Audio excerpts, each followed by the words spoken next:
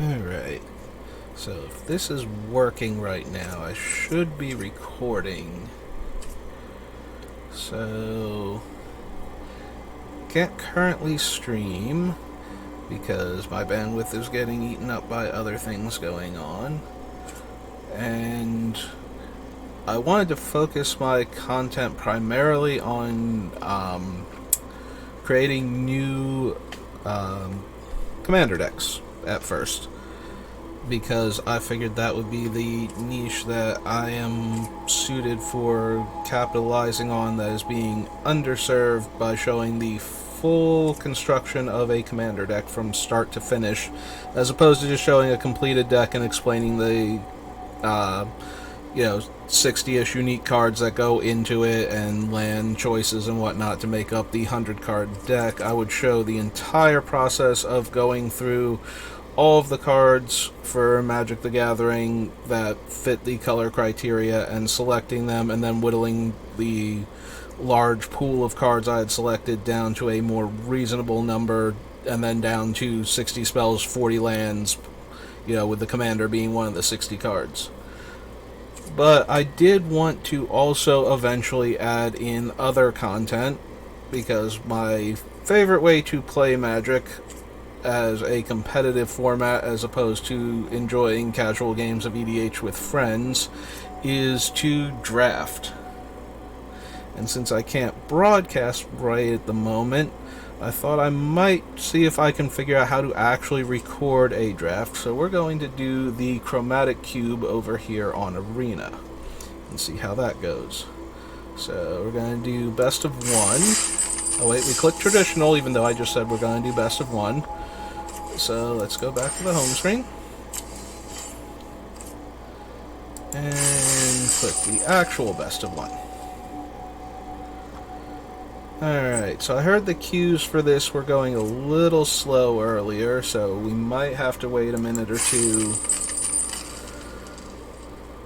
It says under a minute, but they weren't quite firing. I was actually watching Kenji Higashira, Numata Nami playing earlier.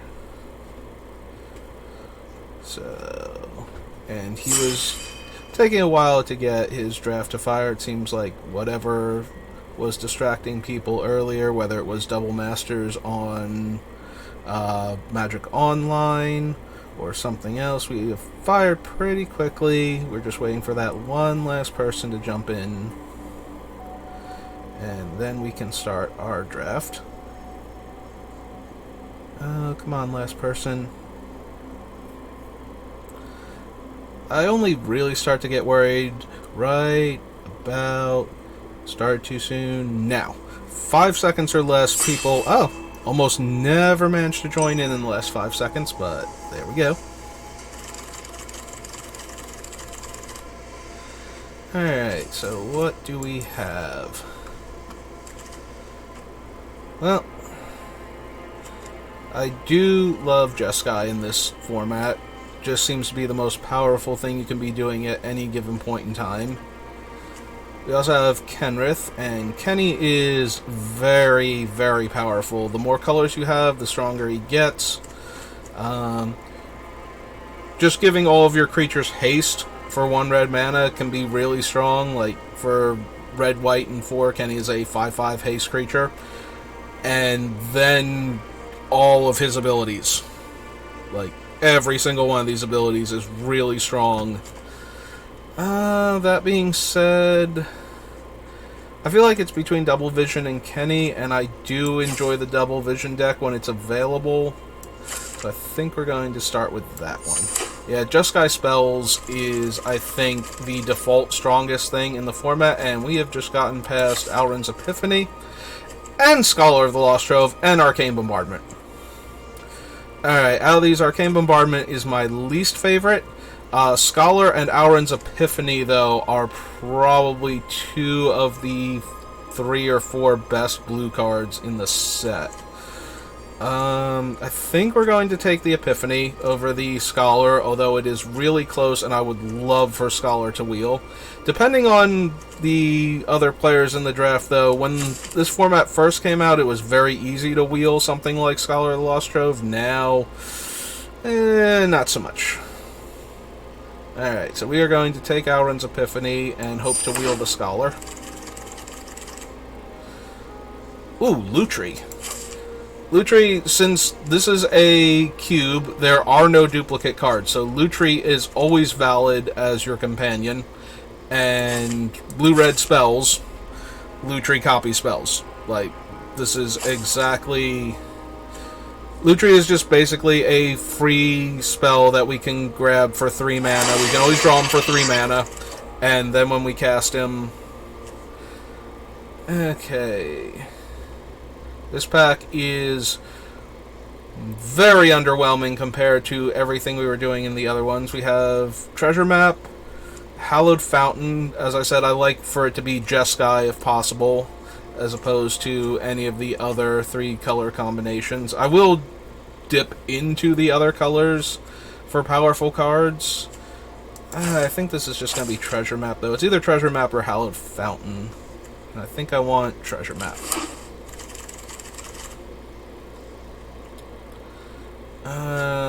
Cavalier... Cyber Siphoner is potentially very dumb. It buys back instants and sorceries from the graveyard, but if you don't have one in your hand, he's only 2 mana, or she's only 2 mana. This ninja is only 2 mana. And... Alright.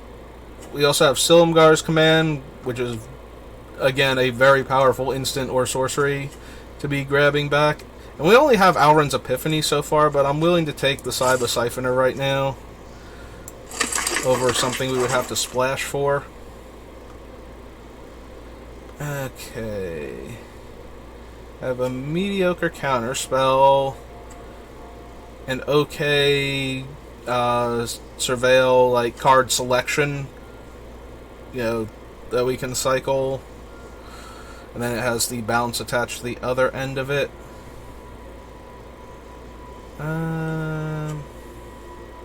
There are very few counterspells in this format. I feel like there were more than I thought, but I see so few of them that it feels like there's only ever like 2 in the format, when actually I think there's like 5 or maybe even 6.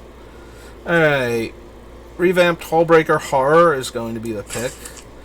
We're going to need some more instants and sorceries. Fast and Furious, it is the instant side of it. The draw 2 is an instant, so that would be potentially relevant.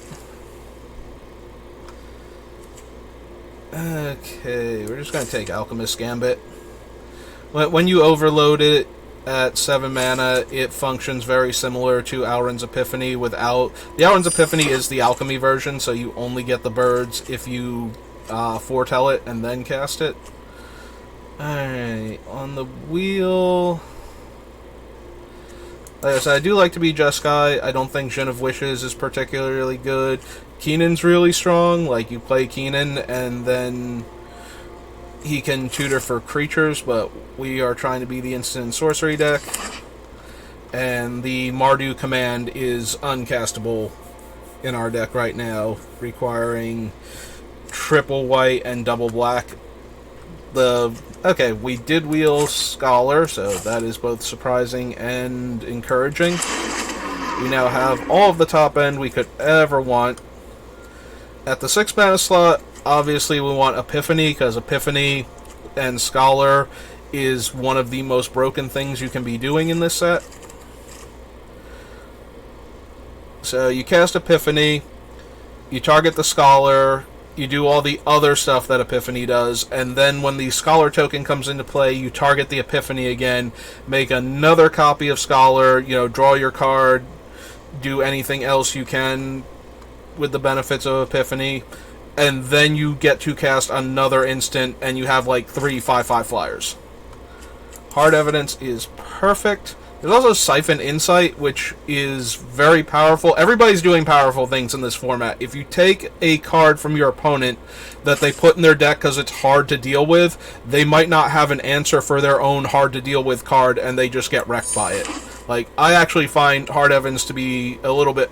Hard Evidence. I find Siphon Insight to be a little bit frustrating in formats like this, similar to the Bribery in cubes, where you're trying to do all these cool things and your opponent briberies you and takes your Eldrazi Titan at a point in time where you can't reasonably deal with it and you just get run over. Yeah, we're going to take the Croaking Counterpart for the sideboard. We will take Manaform Hellkite. We do have a lot of expensive instants and sorceries. So, or we should have by the time I'm done. So, you know, cards like Auron's Epiphany. Alright, we're going to take Discover, though, over the Vizier. As a 2-drop. Okay, beginning of pack 2. White-black, red-black, and red-green. So I don't really care for any of our land options in this pack. We do have Teferi, who is good for card selection. Teferi... There's the Mythos, but we need white and black. We need black in order to cast it in the first place, and we need white mana to cast it with, and then the copy can only kill a... Oh, wow. Fight with Fire is just sitting there going, is he ever going to notice me? Does he care at all? Yes, Fight with Fire, I did notice you, and I do care. Alright. That was almost a disaster. If we had let Fight with Fire run by us, you would insist that I stop using the us because you don't want to be roped into my poor decision making and apparent failure to see obviously good cards sitting in the pack. Alright, we're most likely taking Chromatic Lantern here.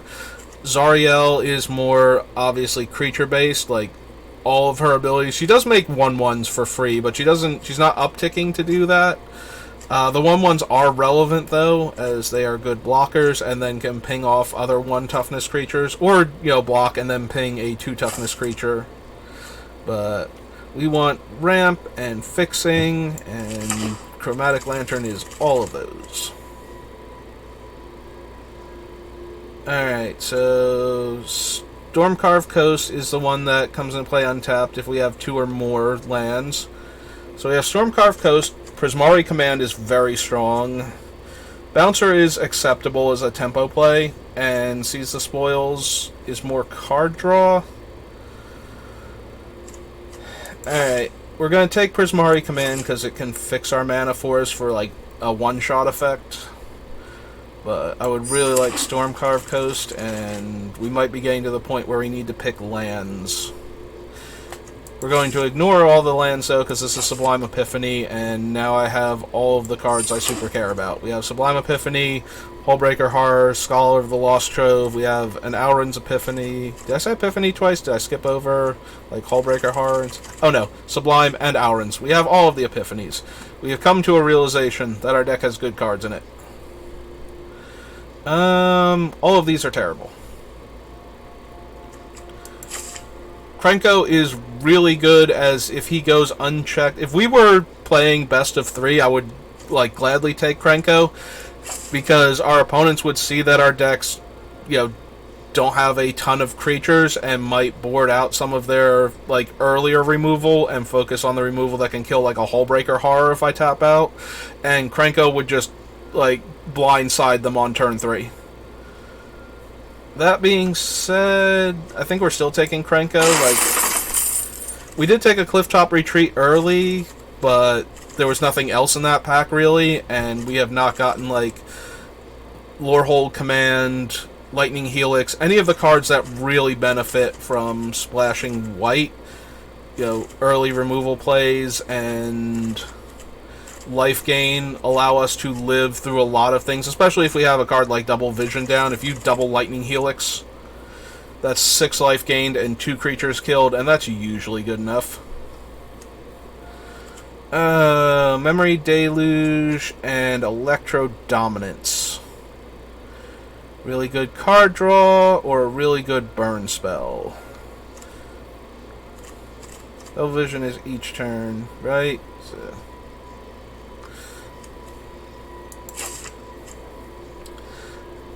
Inclined towards Electro Dominance, so I think we're going to take that. Alright. No lands. We do get some more fixing in Cultivator's Caravan, so I'm going to take that.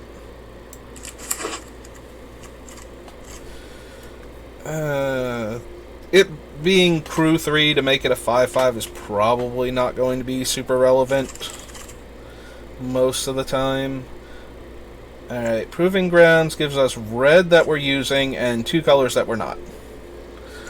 How many instants and sorceries do we actually have in the deck right now? We have 5 instants, 5 sorceries. I don't know if Discovery Dispersal is counting as one of each of them. I think we're safe to take that, though, over basically nothing. Alright, this is our pack on the wheel. Spark Double, does it have to be something we control? It does.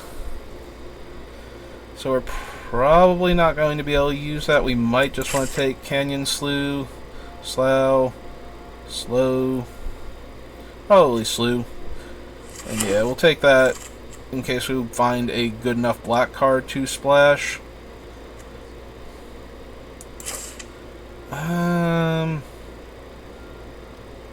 Yeah, I think we're just going to take Find Some Prisoners as a thing we can run if we absolutely have to.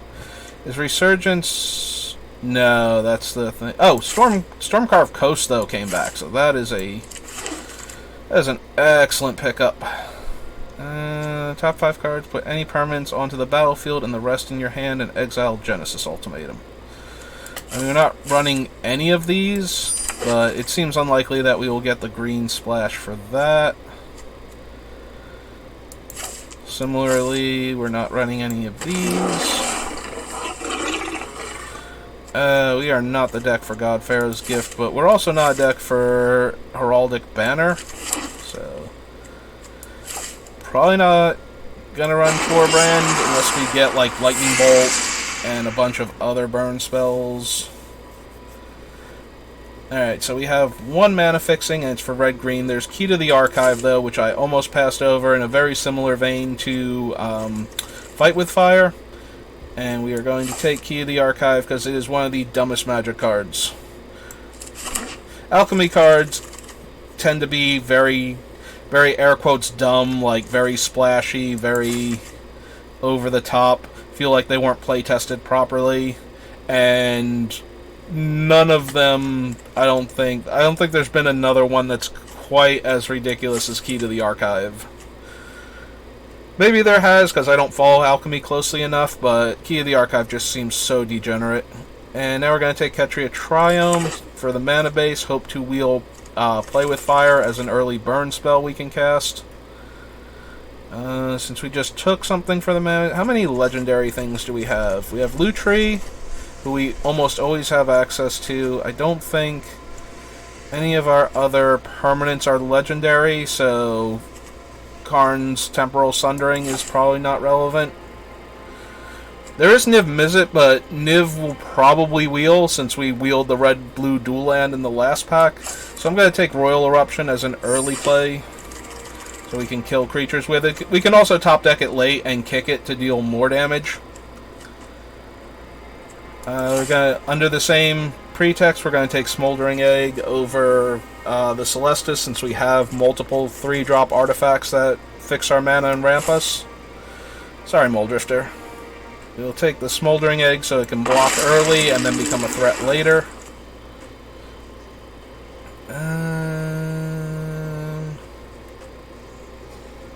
Let's see, we have Lutri, Prismari Command, Discovery Dispersal.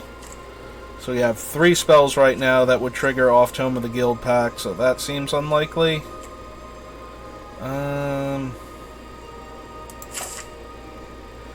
Fight with fire is odd, but that seems unnecessary unless we're killing a creature. Royal Eruption is even. Prismari Command is odd. We're going to take Obosh and probably not run him. There's the black one. This one makes black, white, green. The three colors that we don't seem to have much of anything for. So we're going to take Young Peasy.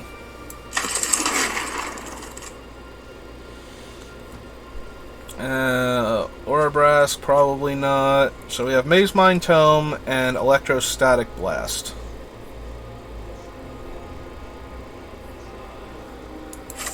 Electrostatic Blast is better in decks with low CMCs, so we could play cheap instant or sorcery afterwards and then cast the spells that we're drawing off of it.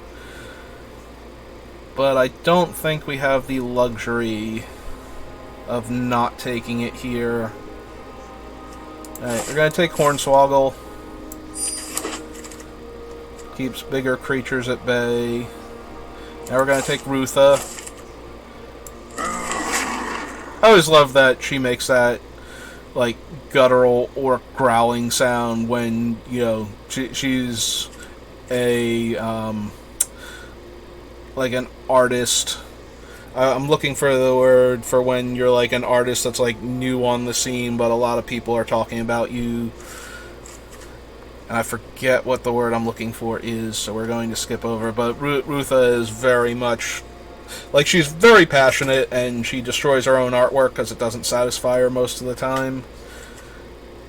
We will take Odawara as a land that is a spell, so a strictly better island for our deck.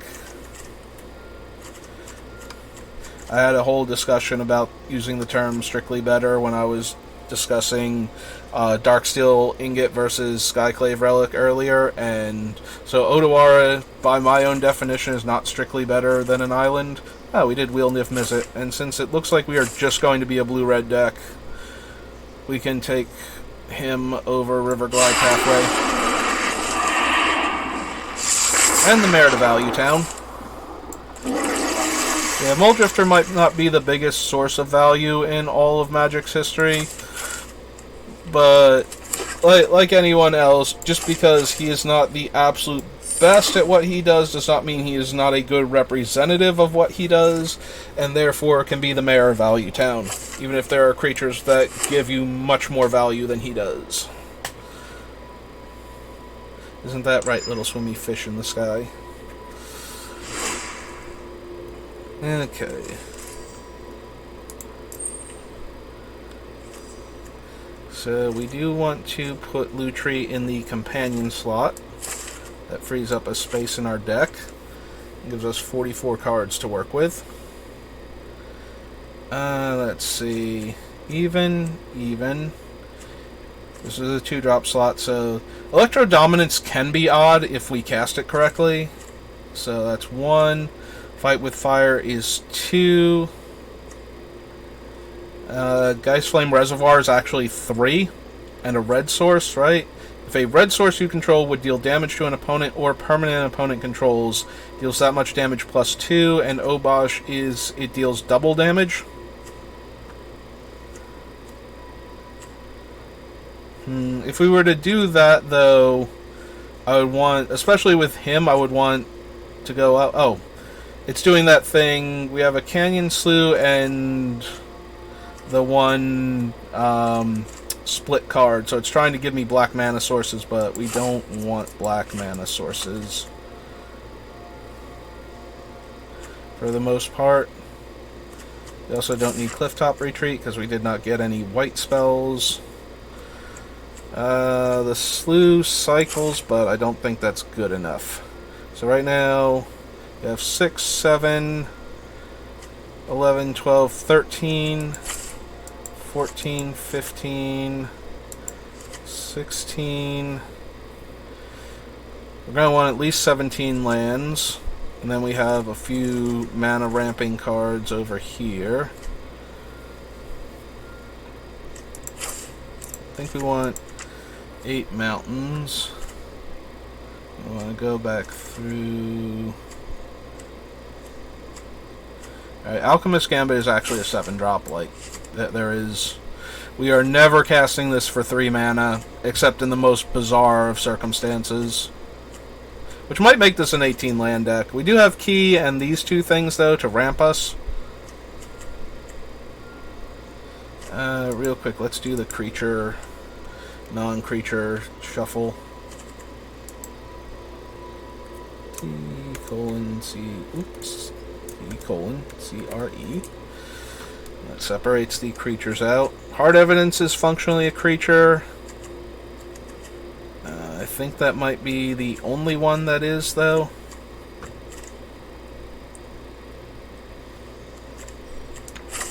We can move this over here since we're almost always casting Discovery.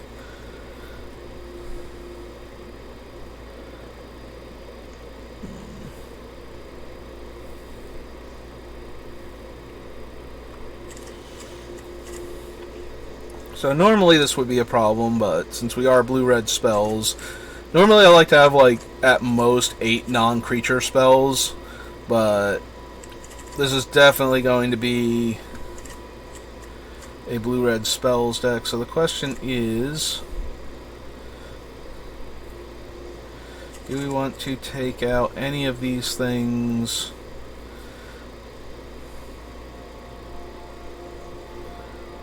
So Fight with Fire is almost definitely going to kill anybody. If it's dealing 10... Actually, come to think of it, Obosh does double that to 20. So kicking it does do things. And he would allow an odd Electro Dominance to deal double damage.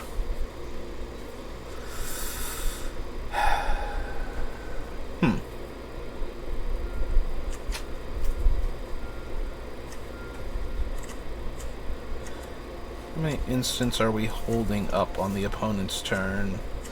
2 damage, 1. That thing. Prismari command, maybe.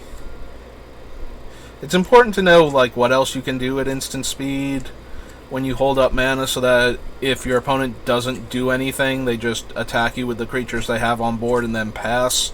Like, what else can you do with your mana if you don't cast, like, a Hornswoggle or a Denial, or they don't do something you want to Epiphany, and you don't have enough of a board position where Epiphanying to copy your own thing and countering anything is relevant?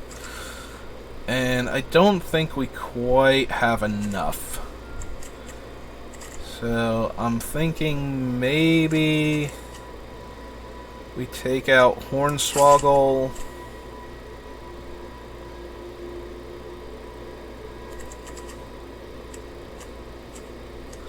I want to leave some of the cheap interaction. Like, Electrostatic Blast is not great, but it does deal with, like, a creature with a good ability in the first, like, 3 turns of the game. For the most part. Like, you know, kills opponent's Young Pyromancer or something. Or any of the aggressive white or red or green creatures that are in this set. So, we definitely want to be able to do that. Maybe cast an instant sorcery. So we got 1, 2, 3, 4, 5, 6, 7, 8, because it's going to give us an instant or sorcery. 9, 10, 11. And we've got a couple reactionary cards. I think Geist Flame Reservoir isn't doing enough, and we need cuts. So we're going to get rid of that.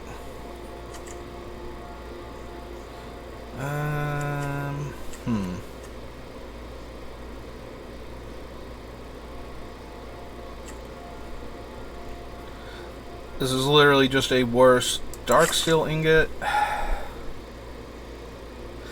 Like, the only time we're ever going to crew that card is if we play, like, one of these big things and tap it to crew the Caravan. Most of our guys are tiny. So, right, it's like a crew 4 or something. We can bring the cards back together now.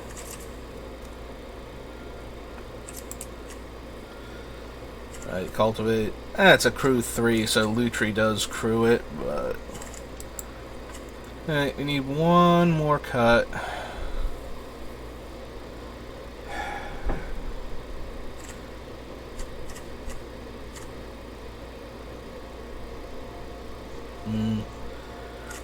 Might actually be Gambit. We have a lot of other top-end spells. I think that might be... It's certainly one of the better ones when we can cast it with the cleave cost. Like, 7 mana, take an extra turn is perfectly serviceable in this format.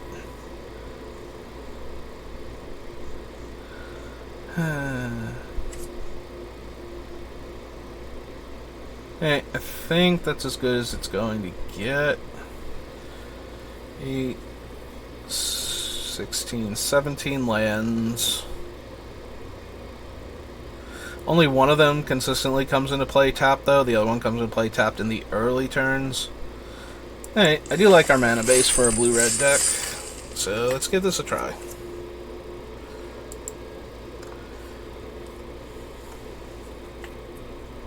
Alright, so the draft queue itself wasn't... Oh, and we have found an opponent already.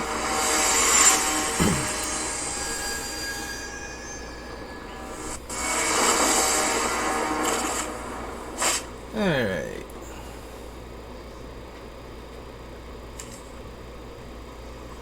Opponent goes first, and they are deciding if they want to keep. We are already on 3 mana. We have Prismari Command and Royal Eruption for early plays.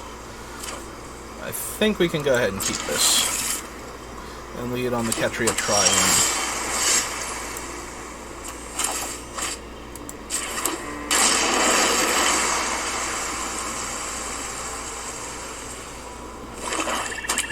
Black so far from the opponent. Alright, so they foretold a card. Statistically speaking, that is going to be their Auron's Epiphany.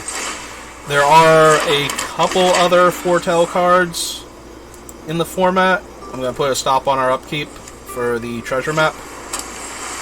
But there are very, very few of them, and I'm pretty sure in blue-black, they're just going to run out the Cemetery Illuminator with no cards for it to eat. Does this also get it when it attacks? Alright, so we are going to upkeep treasure map and resolve. Alright, we do have our 3rd land in hand already. I'm going to draw a Key to the Archive. And then go to our main phase. We're going to play the Soaring City as our land for the turn. And we are going to kill this before they make us discard a card and then gain the ability to cast things from their top of their deck.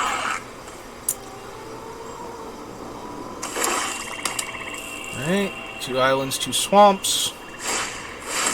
Then cast Tegrid's Lantern, which we can destroy with Prismari Command if we want to. Stop on our upkeep was gone, so we're going to restore that. They haven't done anything else to pressure our life total. I think I'm fine just taking 3 here. The problem is if we scry and we don't hit a land, this is going to be really bad. I think we're just going to draw for the turn. Go to our main phase. Alright. We're going to destroy Tegrid and draw 2 cards, try and hit our land drop. So, target a player to draw 2, and target an artifact. We will destroy Tegrid. Okay, we did hit a mountain. We will lose the Kindred Discovery. And we're losing the Kindred Discovery. We need the mountain. We're keeping the key. Do we lose the egg? Okay, our opponent has had enough of our long drawn-out thought process. We have worn away at their psyche, and they are off this game. Wow. All I had to do was start recording, and I too can run into opponents that just concede prematurely and give me the win. That's good, because I don't have enough money right now for paid actors. I need, like, a fan base first. Alright, we'll claim our prizes for our daily wins, and move on to our next game. Yeah, we had a very important decision to make there, and I still don't know. The Kindred Discovery was a pretty easy one to discard. We're going to be casting a bunch of spells and not leaving mana up for a while. But once we get past that port, like, our goal next turn was to cast Key to the Archives and find a powerful spell, hopefully, off of it.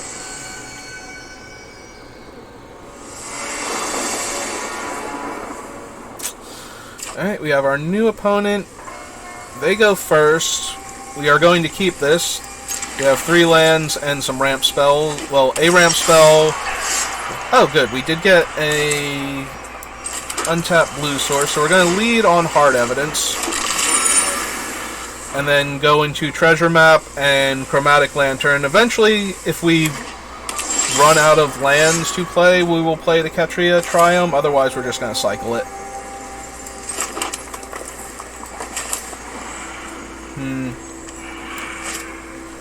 We can play the Treasure Map next turn. We're going to play Chromatic Lantern, though.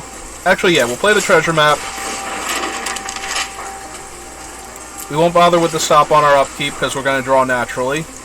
We'll cast Chromatic Lantern and use the Chromatic Lantern to scry. They took 2 to play the white-black land and play a mana ramp creature. That draws them a card.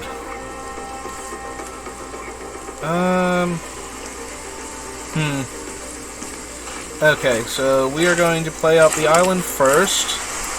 We're going to stick to the plan. We're going to cast Chromatic Lantern and pass turn, with the goal of activating Treasure Map at the end of their turn.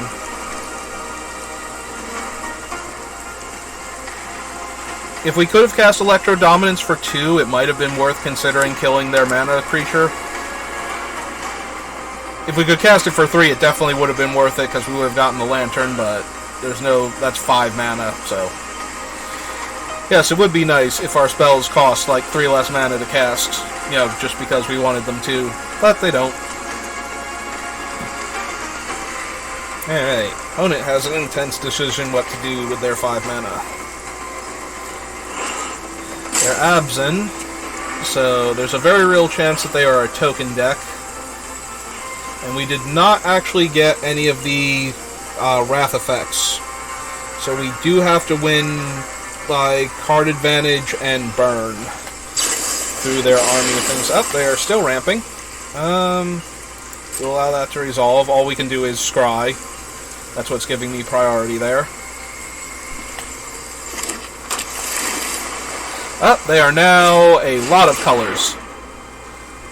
Alright, we'll give them a chance. We'll see what they target first. They are going to go for the Lantern. They're going to cut off my ramp. We will still scry. They ramped a bit. I don't know that we need to kill the Lalamore, but we might still want to. 1, 2, 3, 4, 5. We are going to need mana, though. I think we can put this to the bottom for now, and they're going to kill our Chromatic. We're going to put a stop on our upkeep. We're going to scry again to try and flip Treasure Map to Treasure Cove faster.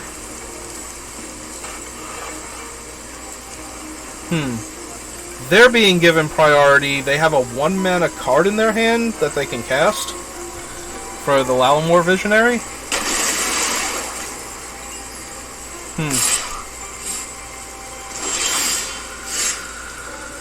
Alright. Gonna scry 1. Solve that. Definitely don't need Hullbreaker right now. Draw for turn. Alright. We're probably just gonna pop the clue here. So we will play Ketria Triumph tapped since we're going to need... Oh, are we still... we have to go to main phase. There we go. Sorry, it highlighted the land because it has cycling. So it was trying to say that if I had enough mana I could cycle it. Which is a silly thing to do since we didn't have enough. But I was highlighting it as a play I could make for that reason. Alright, so hopefully they're going to attack for 4 and we're going to block, and then they're going to cast a spell that is, you know, reasonable for this cube and for their draft archetype, but isn't actually too backbreaking. And then we should be able to untap with 5 mana. and cast Double Vision.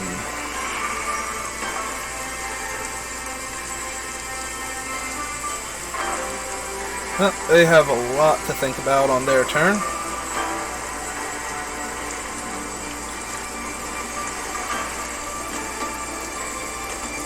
Okay, you can't copy opponent's spells with Lutri. Lutri is already a silly card, so I wasn't sure if I could copy my opponent's spells if I had them in hand. Alright, and they have chosen the revamped Omnath.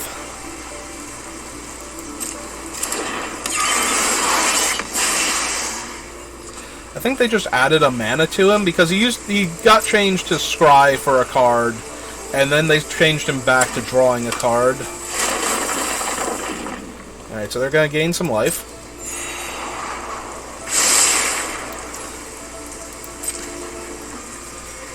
And again, hopefully this is just an attack for 4. We'll pass to blockers, we're going to block him, take 2. And we will activate this and put a stop on my upkeep again. I said stop on my upkeep, but that's okay. Apparently, putting a stop on my upkeep means nothing to Magic Arena right now. As it was just like, wait, what?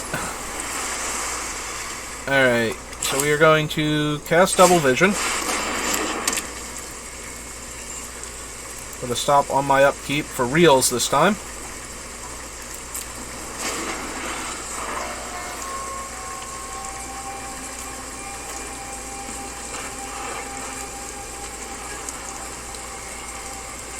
Actually, we might just want to draw naturally.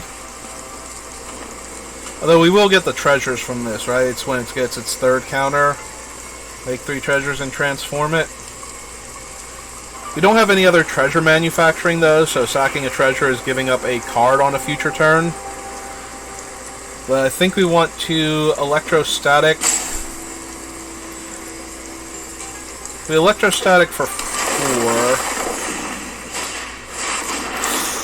Ooh. Okay.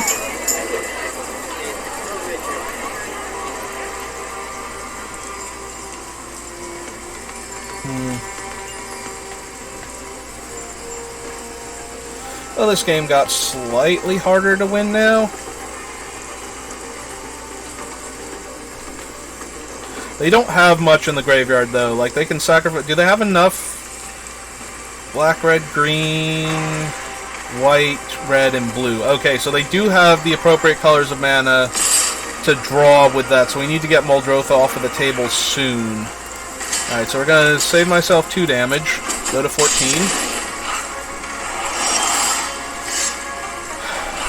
Alright, I think I need to see if I can find anything better to do before I try and kill Muldrotha here. So this will transform it. We already have a mountain in our hand we can play. Give us 3 treasures, draw for turn. Still get a mountain, go to main phase. Play mountain, so we have 2 red and 1, 2, 3, 4, 5, 6. So we can actually hit Muldrotha for 6 and cast Niv Mizzet for free. And I think that's more than good enough here. Also, we'll get to copy it and deal 6 to, like, Omnath to take him out of contention also. Yeah, okay.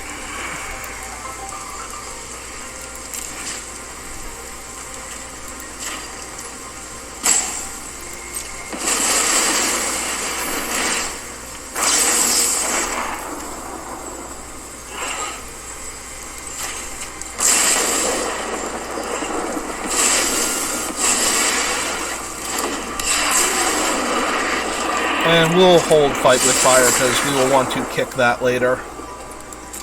And now we'll pass the turn. So now opponent has lost Muldrotha, so they can draw 3 cards with their artifact. But by spending 5 mana and sacrificing it, which is still a very useful effect, but now they can't constantly do that, which Muldrotha would have easily let them do.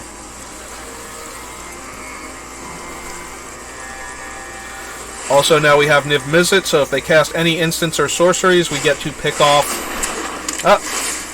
I was going to say we get to pick off their 1/1. Alright. That was acceptable.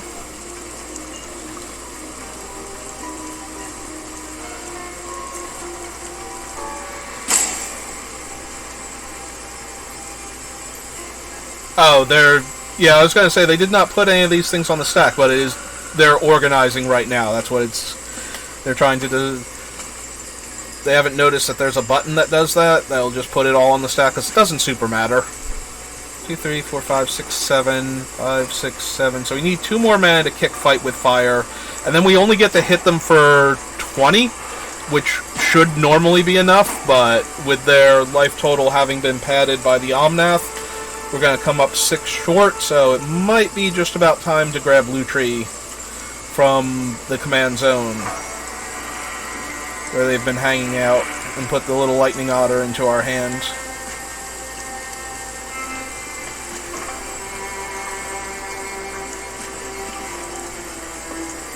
Oh, opponent, you're going to time out. Alright, so it's going to auto-stack the triggers. Go to my turn. Okay, we're going to move Lutri to my hand now. And we are going to wait. We'll see if opponent is actually still here, if they accidentally disconnected. Or if they just couldn't figure out how to put their triggers on the stack. Because if the opponent is disconnected, when they time out here, I believe that will force them to concede.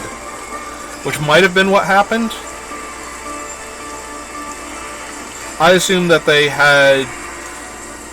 have manual triggers set up, but then we're having difficulty getting the triggers to go onto the stack because of that, but now it's starting to look like they have just disconnected.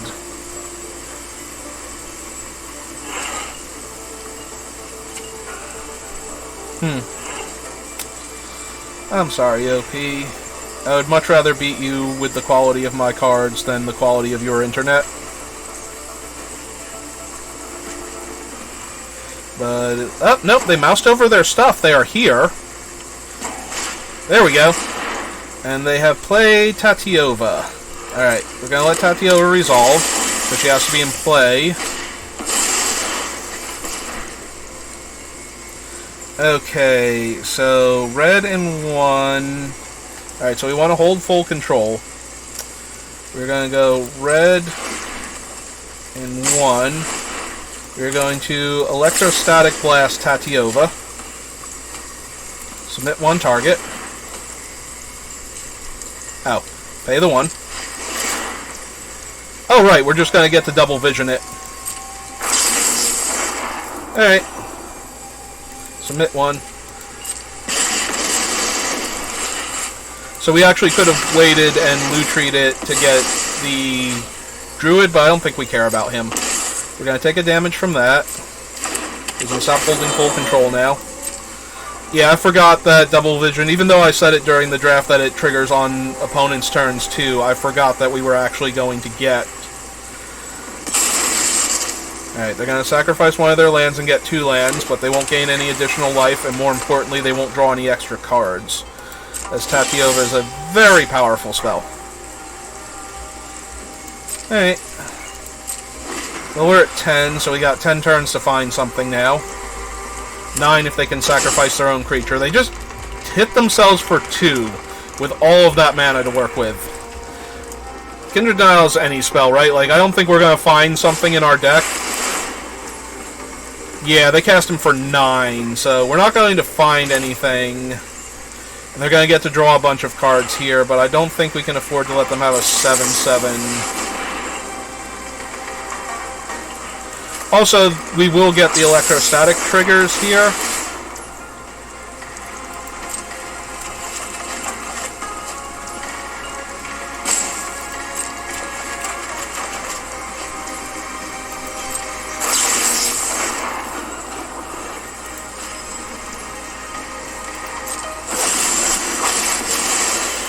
Unless we get a 2-drop. Okay, he was on the stack, so X is the 7, so it was a 9-drop, actually. Alright, so they're going to get to draw 3 cards and gain 3 more life. Alright, so until the end of our next turn, we can cast these. So... You just triple check the wording on electrostatic. When you cast your next thing, you may play one of the... Oh, so each set of 3, we can only play one of them.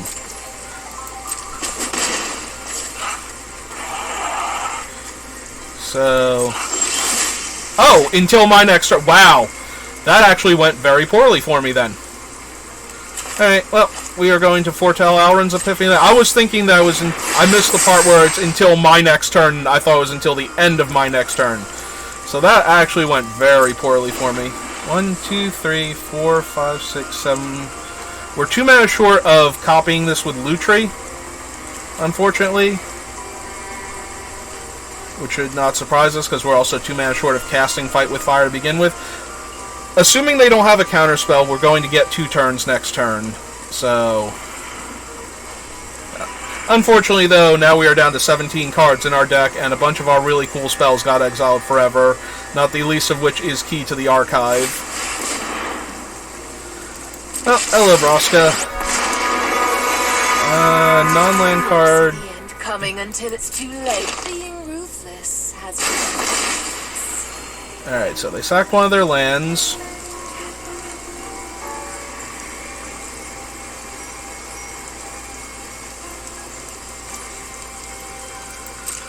We're going to take a point of damage here. We're going to get 4 birds, though, in 2 extra turns, so we can easily peck Vraska to death here. That's going to get in the way of pecking Vraska to death. So they reveal the top 5, put a land, right? And then the rest into their graveyard, and then they can put a card from their graveyard on top of their deck when it dies. Alright. Well, they're going to put Storm the Festival into their graveyard. That's a dangerous thing.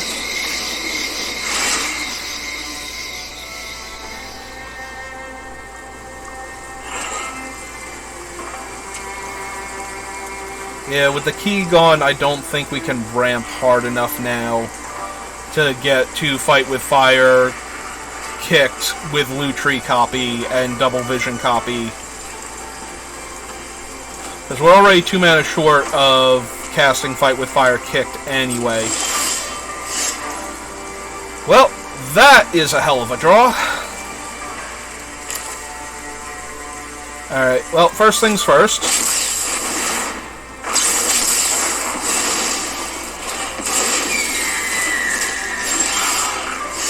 Oh, right.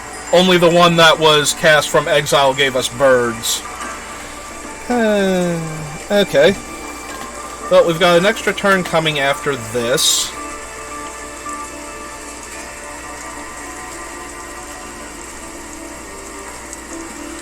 One, two, three, four, five, six. So we can Prismari command. Also, Lutri only cares if it's cast from our hand. So we're going to cast Prismari command, make a treasure, draw 2, discard 2. Feels like we should be able. The token has a copy of target creature you control. It feels so weak to bounce their 1/1 here.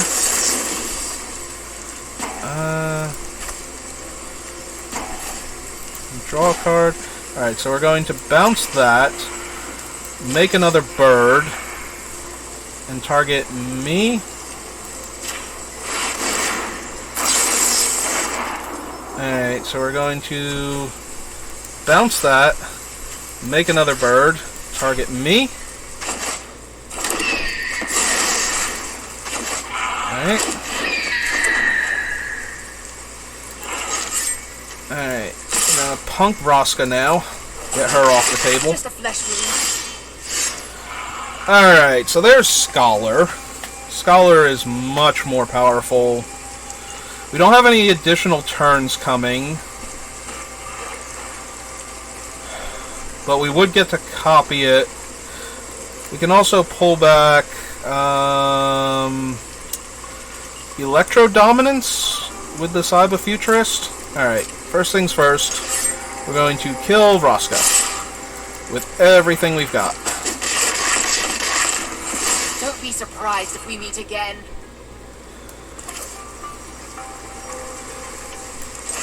Alright, we're going to cast Cyber Futurist. And actually, we're going to take back Kindred Denial so that we can counter the Reach creature on the way back down. Or if they tap out for it, we will counter the Storm the Festival. Both of those spells are way too powerful and would stop us from being able to win this game with what we have. Do we still know the bottom of our deck? Alright, so Hullbreaker Horror is the next to last card in our deck. We haven't done anything to shuffle yet.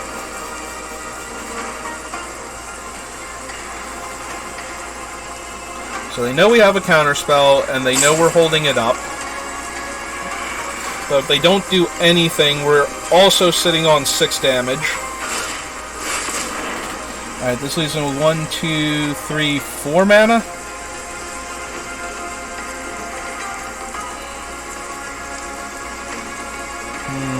Three, 4, 5. Yeah, I think we still counter that. Now it's back on them again.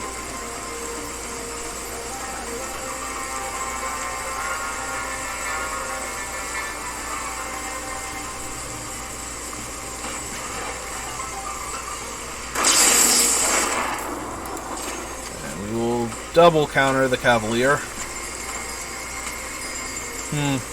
There might have been some merit to letting them have the Cavalier, but just because it would mill them and then it would take away their ability to cast the other thing.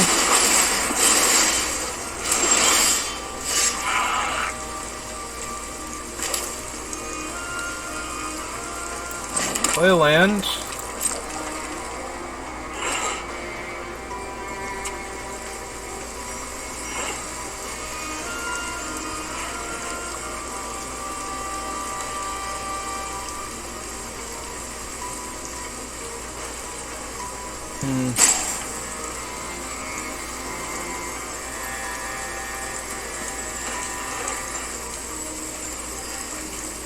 So notably, we can actually cast Fight with Fire Kicked, which at this point would deal 20 to them. So we just need to get in for a little bit of damage.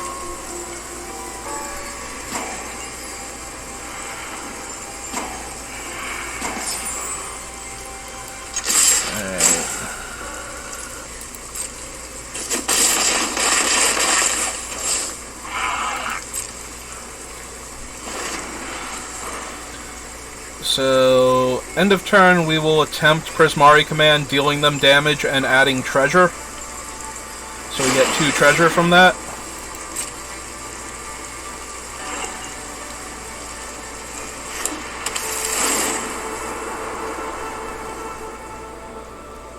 And that... Oh, they're just casting the Beanstalk Giant, so that is basically conceding at this point, since they have no more mana.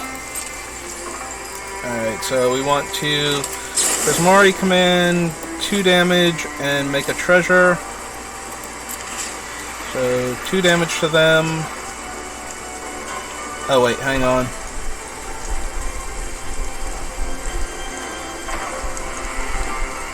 Hang on.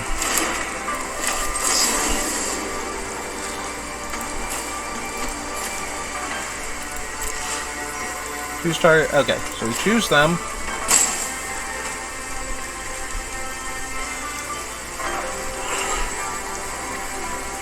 Target a creature, planeswalker. Why? Oh, submit 1, target a play. Okay, I see what it's doing now. Hey.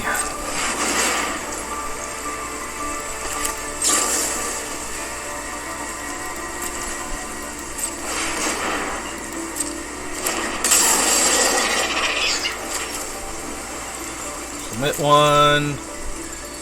Resolves. Target them. Submit 1. Target me. Submit 1. Resolve that. Target them. Target me. Resolve that. And resolve. Go to my turn.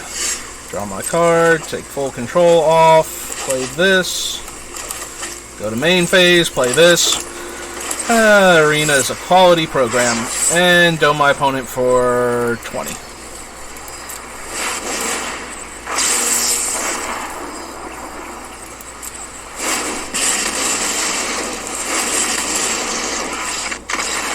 I don't know if they had anything that could force through damage at that point if I didn't have the fight with fire.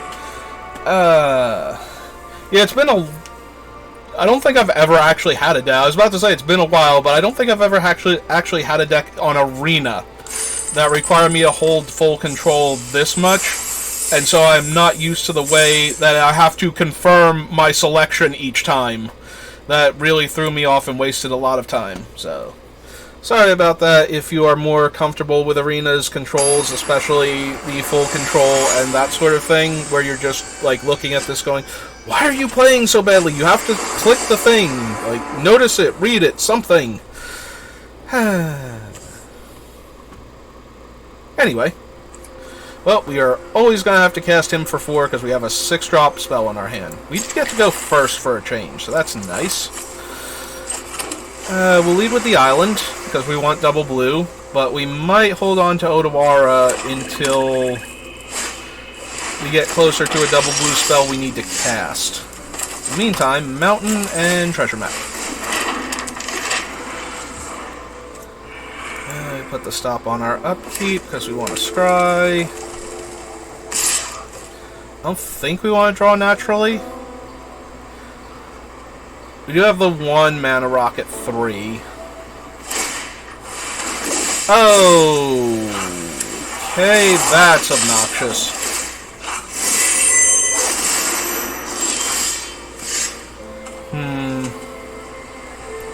I think we're just going to draw naturally, and we're going to kill that.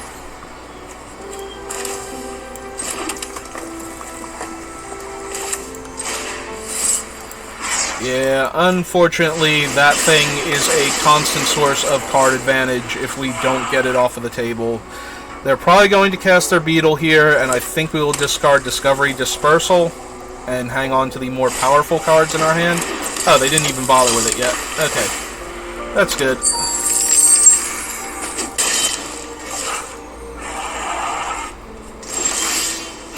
Okay, we did draw an island, so we're going to play that, and we will pass. With the intent of ambushing Lannery Storm with the Siphoner in the middle of combat, and getting our fight with fire back.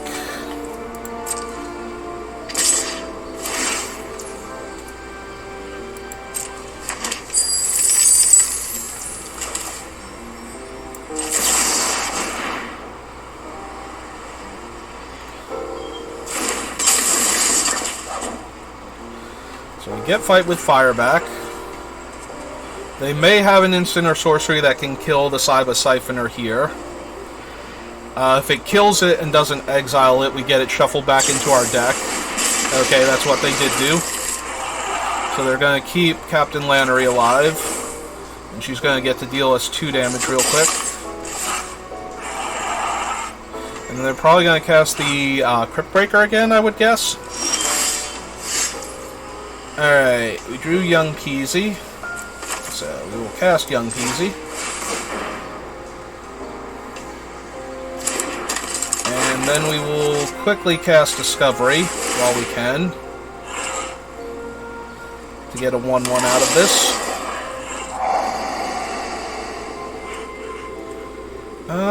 I think we would like all of that.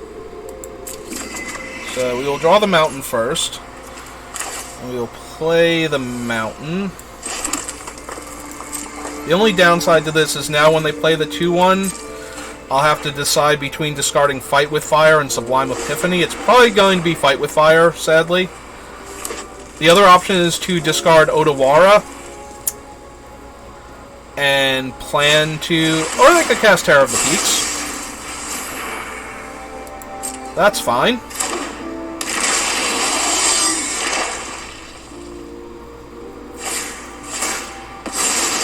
Alright. So that makes Lannery Oh, they're going to kill young Peasy here. I did forget that that was going to happen.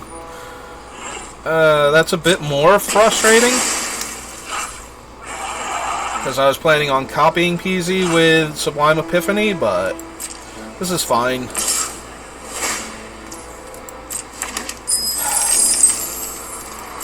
I think we have to soak 4 damage from Lannery here. I think even though we know the top card of our deck and we're not going to scry it away, I think we need to get this getting closer to flipping. Alright, so they would need a 5-power creature to deal with Niv Mizzet here.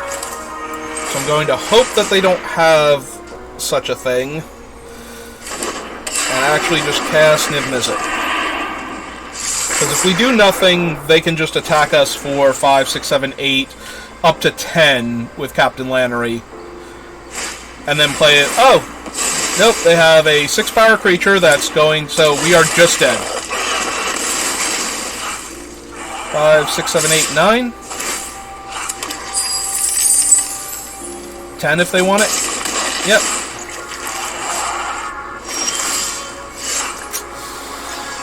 Unfortunate, but I believe we can concede here. We do not have a way to come back from this board position.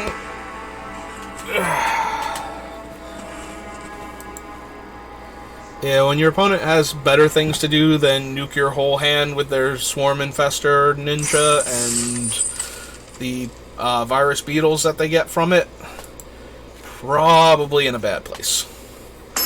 Probably just concede that. We needed to give them a chance. We needed them to show us that they weren't just durdling and ignoring the potential best play. Alright, we're going to keep this. Well, I was going to say the crab blocks pretty well, but the crab can only block 0-power creatures if they equip an Eater of Virtue to it. I mean, technically it can block anything, but then the crab's going to die. So this is probably a red-white aggro deck. We have to... Oh, they're starting off slowly, though. That's a good sign for us. We're going to get to take time to draw a card here. Going to get to be very efficient with our mana for a few turns. And cast Key to the Archive. So if they don't have any of red or white's artifact removal, they are going to exile the crab forever, though, with Brutal Cathar. And we will be casting stuff. So if we get something to target the Brutal Cathar with, we can kill it.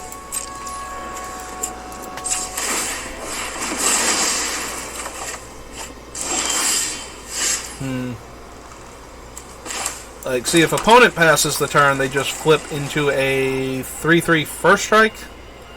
And then this doesn't kill it anymore, but I think we need to develop out our mana first. They might just equip attack for 4 and pass and have a 5-power creature that's difficult to target and has first strike. And that's going to be sad times for us if we don't get a good spell off of the Key to the Archive. Yep, that is exactly what they're doing. Alright, so we're going to cast out the key and see what we have access to.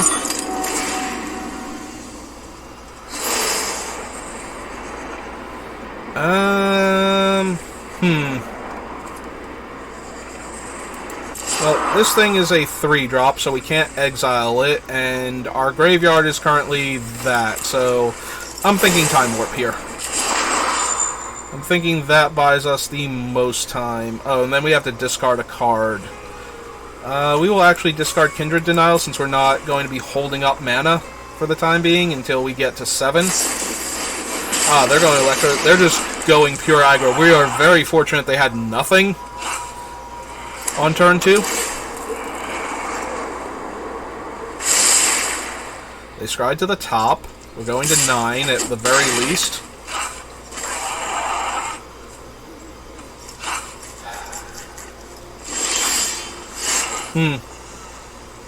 Alright, so 1, 2, 3, 4, 5. Alright, so we can take the 3 damage And cast the Time Warp off Electrostatic Dominance, I think, is our plan.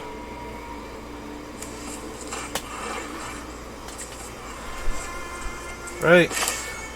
So if we target, we have 2 red and 1, 2, 3, 4, 5. That'll leave us with 1 mana left over.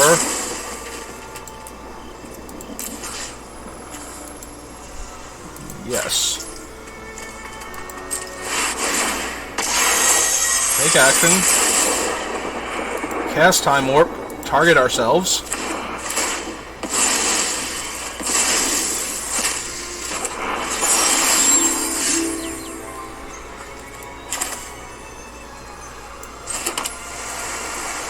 Alright, so 1, 2, 3, 4, 5, 6, 7. So we're 1 mana short of pulling Lutri to hand. So I think we're just going to sit on the Hullbreaker for now.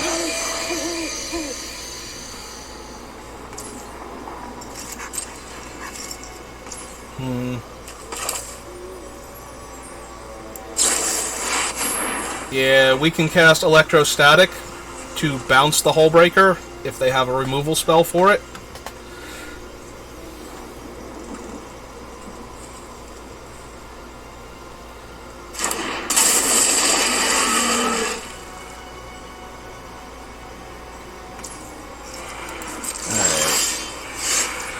Ho, ho, ho, ho, ho, ho. And now this is our game to win or lose as we see fit. Gonna crunch for 7. And pull Lutri to the grip. And pass turn.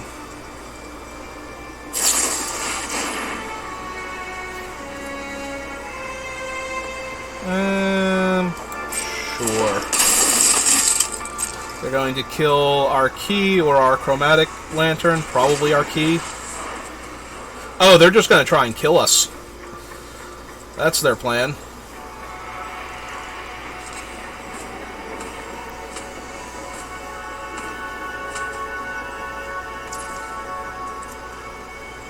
They didn't equip.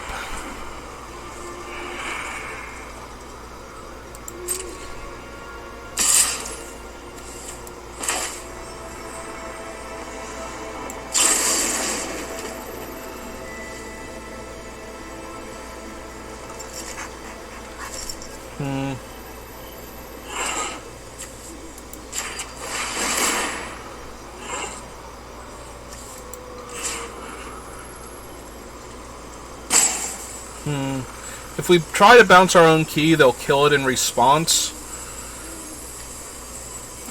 I think we still want to do that, though.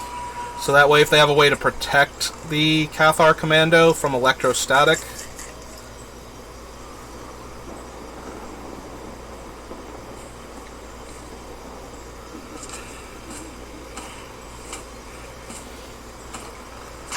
Okay, they're going to let that happen.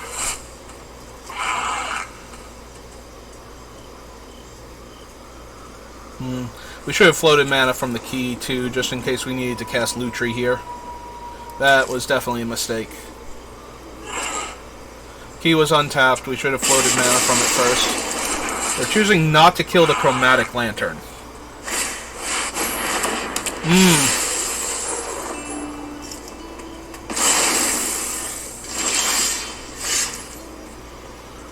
Alright. So we have Sublime Epiphany, if we want to cast it. The problem is we can't cast anything else if we do that.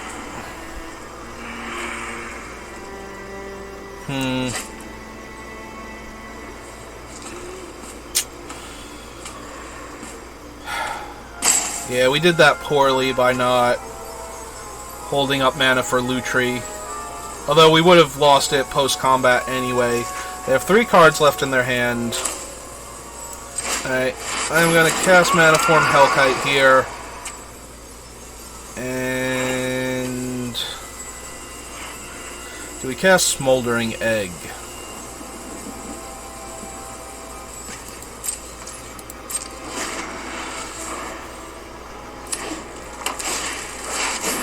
Oh, cool. They have Terror of the Peaks.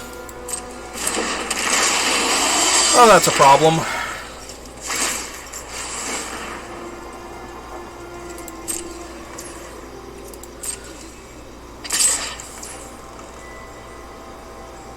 spells, not abilities. So we are going to pass to blockers.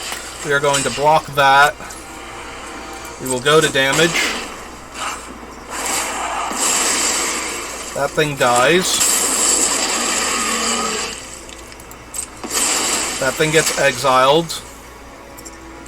Yep. We go to my turn. Alright, so... we cast Sublime Epiphany with the dragon. We get to bounce Terror.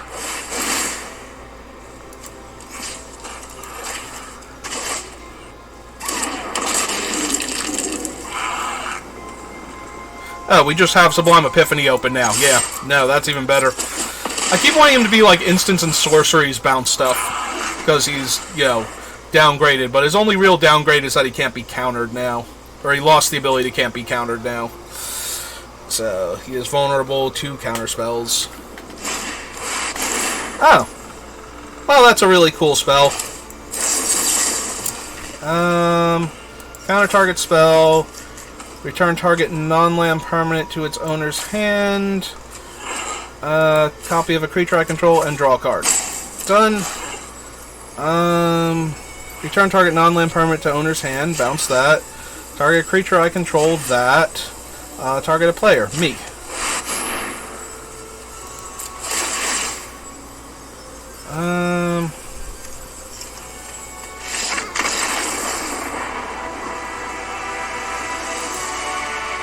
Alright.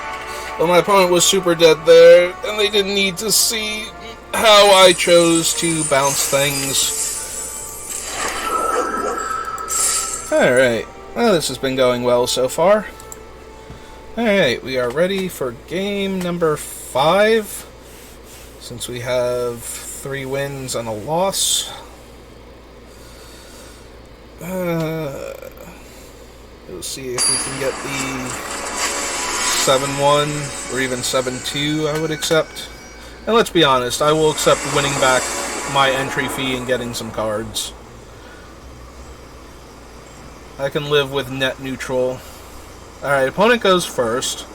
We have 2 lands to start with, so Smoldering Egg is an early blocker.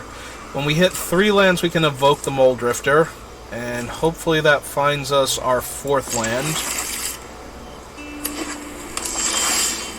Alright, we already drew our 3rd land.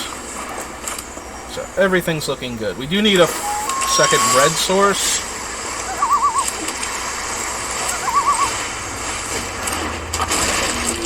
We'll play the egg.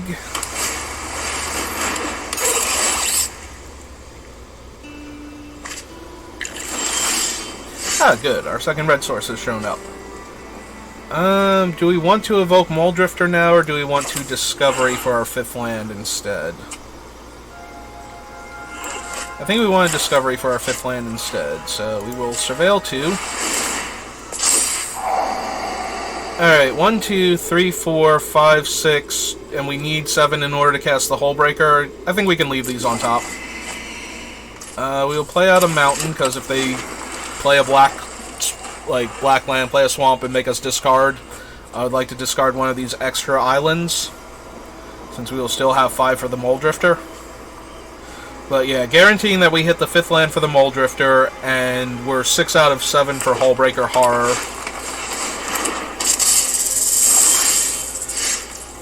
Opponent is going relatively slow.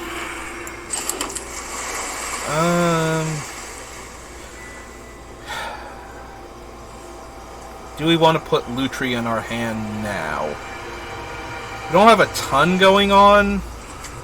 1, 2, 3, 4, 5, 6 cards in hand. The problem is I want to cast Mole Drifter next turn, and that will make us discard. But if we cast the Saiba, we only get back Discovery. And if we Electro Dominance, we only do it for 4. And that's only 2 damage, so we don't get to cast anything. Alright, we're going to pull Lutri to the hand. Just so that if we're not going to spend the mana this turn, we're going to spend it every turn hereafter. Alright, so they can destroy that and give us a 3/3. And everything is great forever. They have access to 1 green mana. I will cast Key of the Archive then. Ugh. Like, none of these are good. This is the worst Key of the Archive ever. I suppose we will take the Doomblade and discard an island, since we have mana now from the key. An island. When this dies, they return an artifact or enchantment from their graveyard to the hand, which they don't currently have. So hopefully we will get to Doomblade the Cavalier and possibly copy it onto either their Lotus Cobra or their other scary creature that they cast this turn.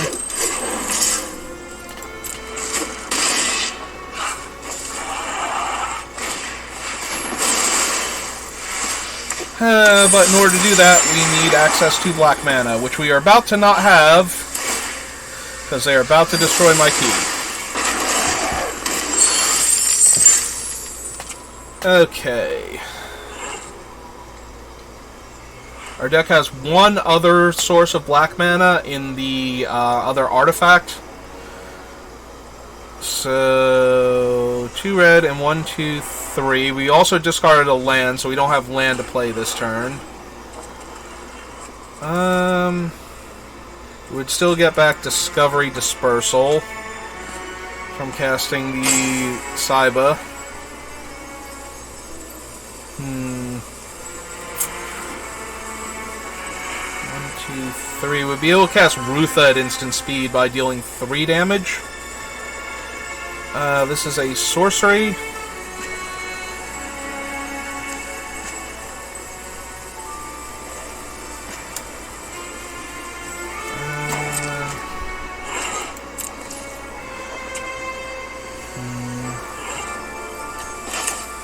I think we're just going to cast Moldrifter out, draw 2 cards, try and hit some more lands. Play Stormcarved Coast so that we don't have to discard. We can triple block the Cavalier. That would leave us with Moldrifter in play. They're going to get all 3 triggers, so they're going to get to make a treasure, gain 2 life, and put a counter on that.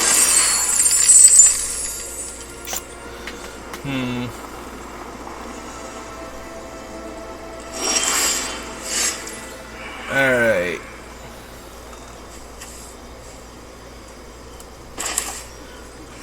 Huh, that's true. I did not think of that. We have Electrostatic, Electro Dominance in our hand. So if we cast that for 2 or more, we can cast the Doomblade for free.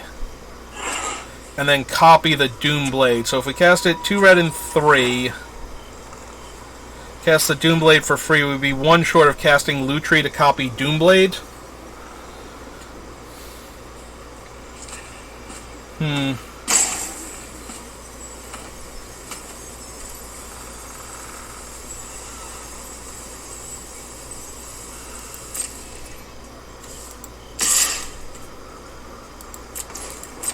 I think we're going to attack with him.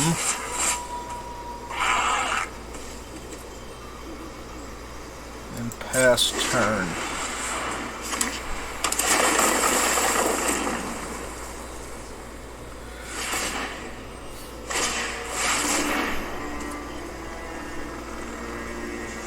Alright, so we're going to go red, red, and 1, 2, 3.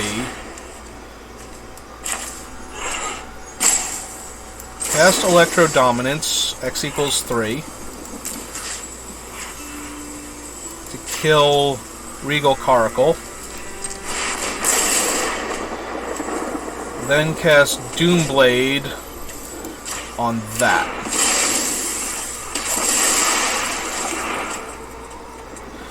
And now, okay, they get to copy Moldrifter. They still get to draw 2 cards, but I think that's more than enough board control for right now. Alright, so are they going to exile? They're going to exile my Moldrifter.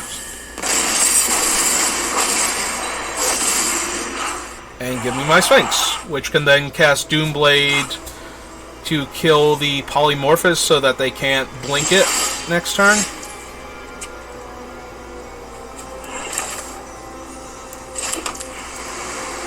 Yeah, I think I do that while they're tapped out.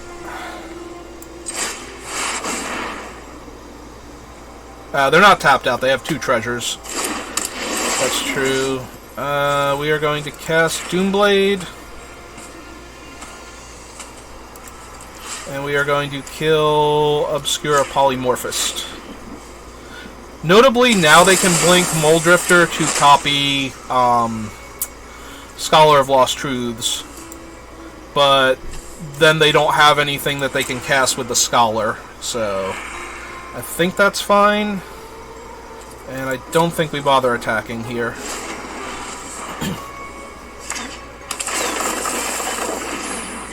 Yeah, I would really like to get rid of the clone if possible.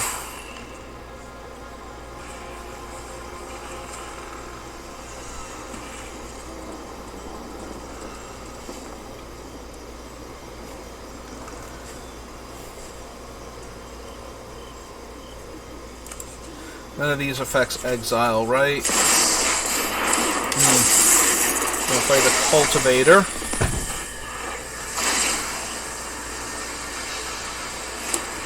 Simple land. Get a mana. Use the mana for a meal. Oh no, they got blue mana. So they can't use the mana for a meal. That might have been a misclick then.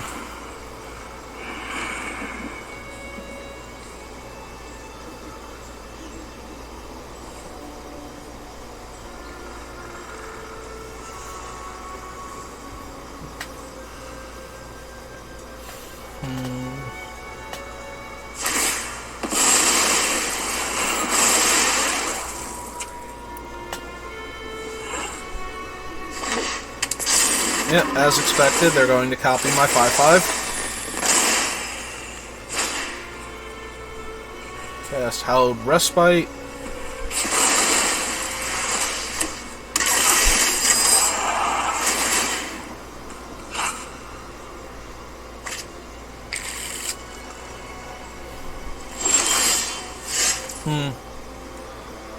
Oh, that's interesting.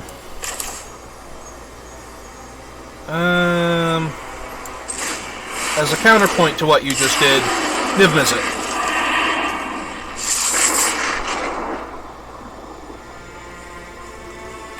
And we will pass the turn.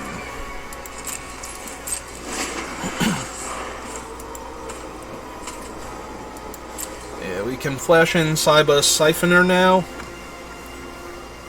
to ambush them with Electro Dominance.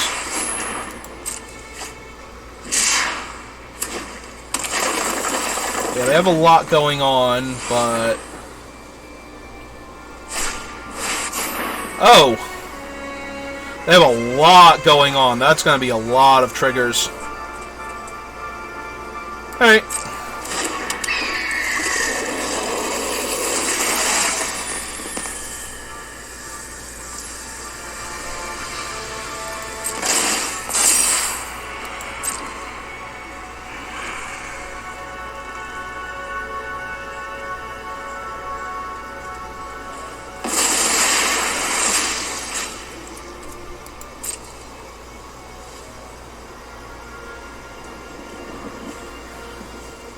Alright, we want to give them all of the time to make the wrong decisions about what to do with each of their things.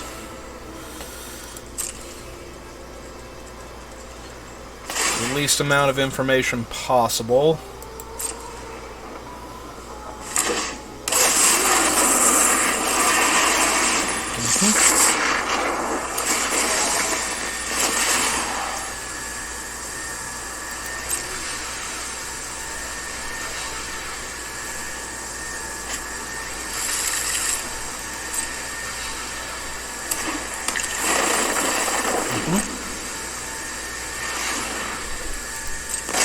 Treasure, gain 2 life. Let them resolve Emil's triggers.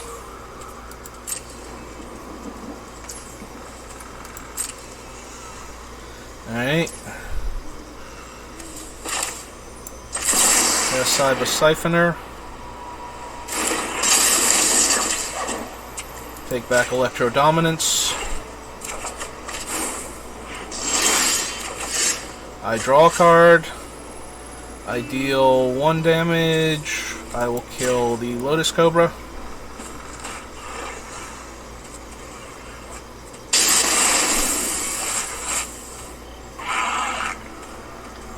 Alright. So... if we cast this for 6, they get to deal damage. They get to draw a card. Whenever you draw a card... whenever a player casts an instant or sorcery, you draw a card. Okay, so we're both going to draw a card off of me casting an instant or sorcery. So we probably want to Electro Dominance Niv to kill it. And then... or kill the Yorion, bounce the Niv, I think is what we're going to do. So 2 red, 5, 6...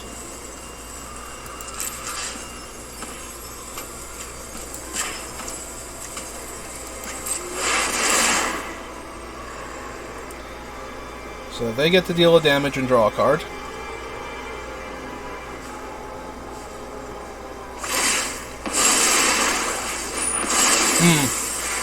Alright.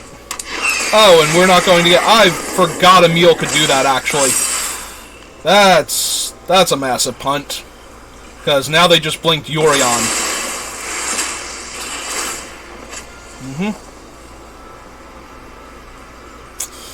Yeah, that was a massive punt on my part. Exile another target. Yeah, I had to target Emil first. Alright, they're gonna kill one of their 1/1s then.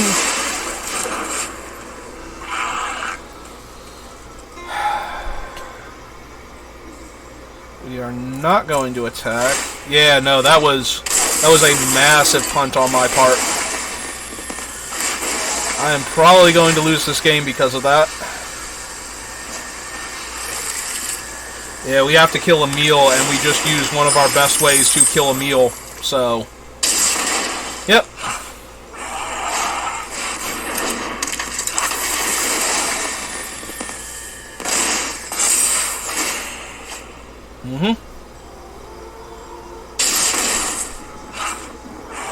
That was an incredibly poor life decision on my part.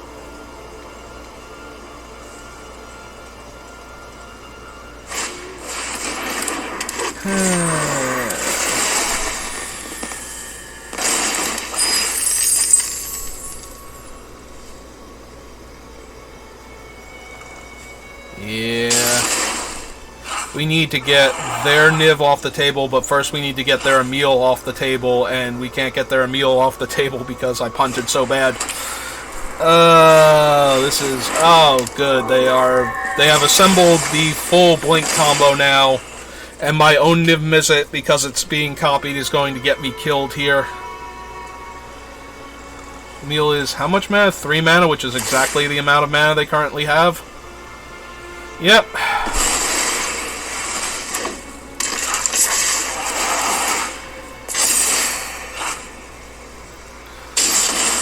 Yeah, they are drawing more cards than me. They're down to 9 cards, but I think they can easily win this game. Alright. With their perpetually growing cards. 4, 5, 6, 7, 8 mana.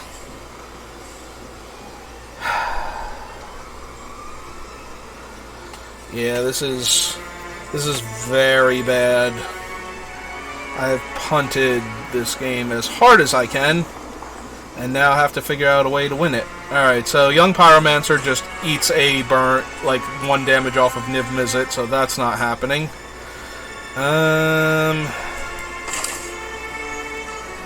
Put out another 4/4 flyer. I don't know that that's good enough. Alright. This does let us leave up Kindred Denial. So if they cast a spell, we can counter it. We'll both draw a card, we'll both deal a damage. They're going to blink something with a meal here.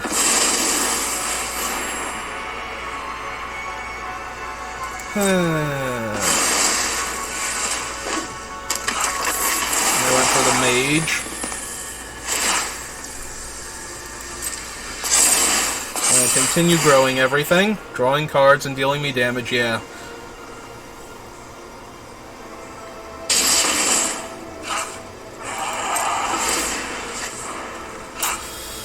Unfortunate.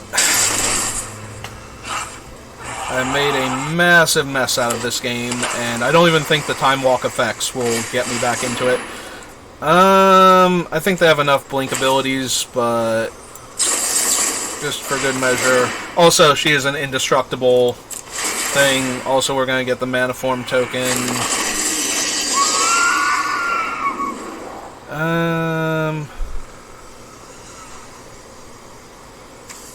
We're not drawing any other cards, right? If we move this back over, it's their Niv is it? So we are going to go. I think we just go face.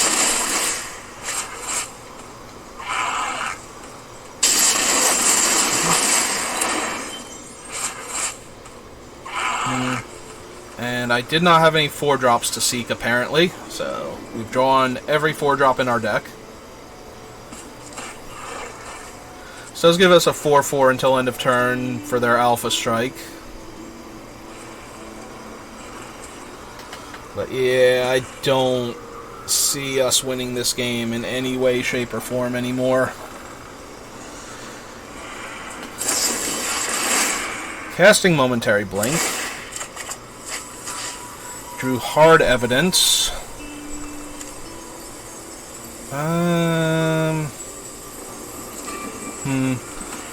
Alright, we'll deal them the damage again. They draw a card from their own Momentary Blink, deal us a damage. Flicker that guy. Draw another card.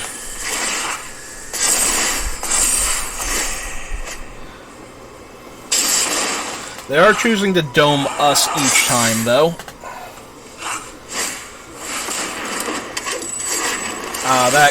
That can destroy the Golem tokens that we have. Yeah, I think this lets them Alpha Strike us for lethal now.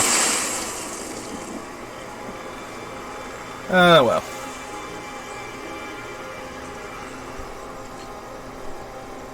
Let's see if they think it lets them do that. Okay, so far they are convinced that that is not good enough.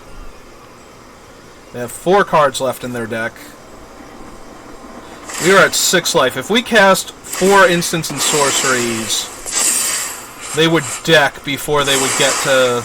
And they're going to blink this guy and draw a card here. Oh, they chose to blink Reclamation Sage instead. And destroy that. Alright.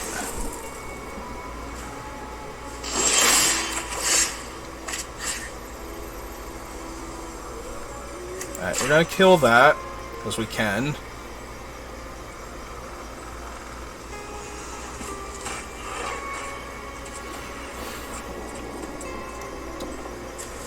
Four cards left in their deck. Every instant sorcery we cast triggers their Niv, forcing them to draw. Their Niv is not optional. We currently have 4, 5, 6, 7, 8 mana to work with, which is not going to be nearly enough.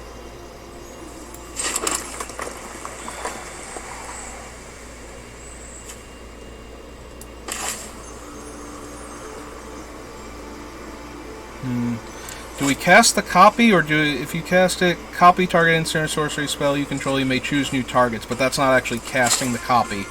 Alright, so we're going to have to go for this then. Return target non-land permanent to its owner's hand. Create a token that's a copy of target creature you control, and target player draws a card, and we are going to target them for the card draw. So, target a non-land permanent. We are going to bounce Emil, I guess. Target a creature I control is Scholar, and target a player is them. Yes.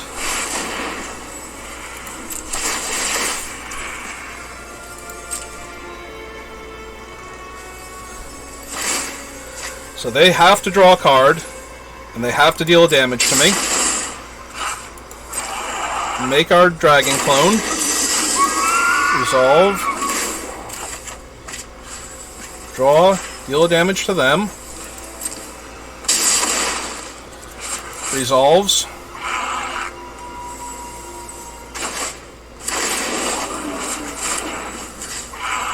Cast Sublime Epiphany again. Resolve that. Cast Sublime Epiphany. Return. So target that. Oh, wait, hang on. Cancel. Cast this. Same modes. That, and that. Done. Bounce. Soul Herder. Target a creature I control. That. Target a player. Them. Yes.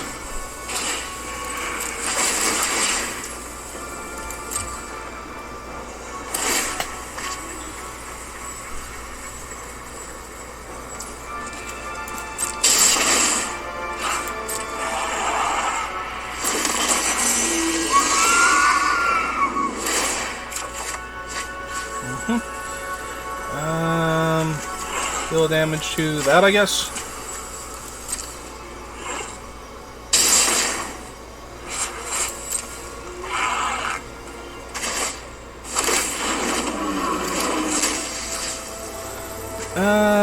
And sure, let's cast Key to the Archive.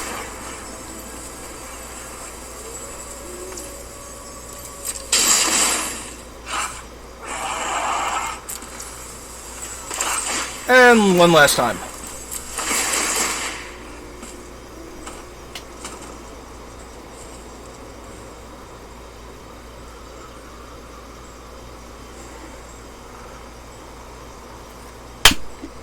Play me.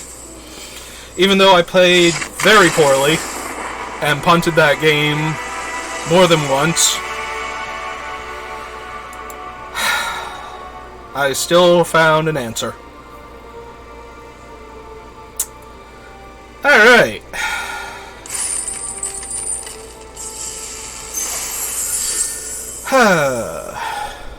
See, you can't let your punts get you down. You just have to figure out what to do now that you've made them.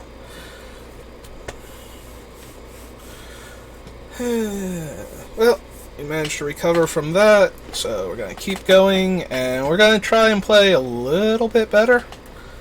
Just a little bit, not too much. We don't want to, you know, build up too much hype. Make it look like I'm actually good at this game that I've been playing for over 20 years.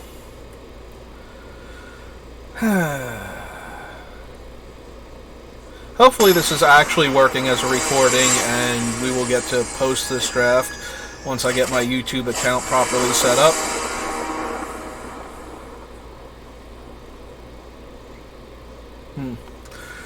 Alright, I go first. I have a reasonable number of lands, not anything to do early, but we do have some ramp in our hands, and we are going first, so we're still going to lead with Mountain, hope to top deck some islands. Since we are not drawing islands, though, I don't want to lean entirely on Chromatic Lantern being our blue source. Like, I don't want to go Mountain, Mountain, Mountain, Chromatic Lantern, and then have them destroy it, and then I don't have access to islands. We did draw an island there. If we had drawn the island first, we would have played the island, obviously, and then maybe tried to hold on to. Alright, they are ramping super hard. Okay, so we're going to play a Mountain, and we're just going to hold up Kindred Discovery here, I think, instead of or Kindred Denial, instead of taking Lutri to hand. We're 1 mana short of denying them this turn, and then... Alright, they're not going to play anything because I'm holding up Counter Magic. Alright, so we will play the island now and play a treasure map. This gives us stuff to do with our mana on subsequent turns if they don't cast anything here. They're going to flash in the Dream Eater. If we denial this, there's a high chance that we get Sublime Epiphany. But it also leaves us vulnerable to whatever they do on their turn. When it enters the battlefield, surveil for return target non-land permanent. I think we just need to counter this, though. This is too much of a threat. Oh, right, we could also get Niv Mizzet, who is very easily castable. Alright, so... Alright, they're going to cast a 5/5 flyer. And get to Brainstorm. Which is a potent effect, but... Let's see, we have 1, 2, 3, 4, 5, 6.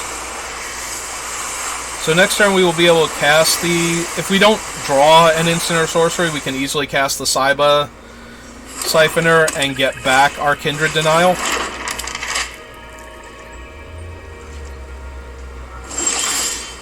We did draw an instant or sorcery, so that is no longer a valid line of play, right? 1, 2, 3, 4, 1, 2, 3. Disappointing. Alright, they are at 3 cards in hand. I think we're just going to slam Niv Mizzet and see if they... We haven't given them an opportunity to cast any of their removal spells. So, being that they are blue-black base, there's a very real chance they're just going to untap and Doomblade Niv Mizzet here. But this does leave us with the Scry option open, and... Let's see, that leaves them 1, 2, 3, 4 mana out of the 6 they need to grab Niv Mizzet out from underneath this. So we will be able to kill the Hostage Taker next turn.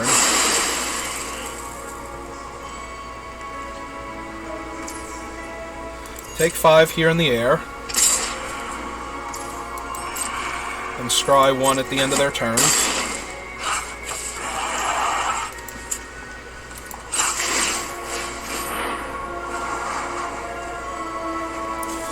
One, 2, 3, 4, 5, 6, 7. And the treasures. I think we're going to keep that. I think that's strong enough that we can afford to keep that here. We are just going to dome this thing for 2, or dome this thing for 3 and get back our Niv Mizzet in theory. If they counter this, then we can fight with fire to get back Niv Mizzet and hold up a 5/5 opposing their 5/5.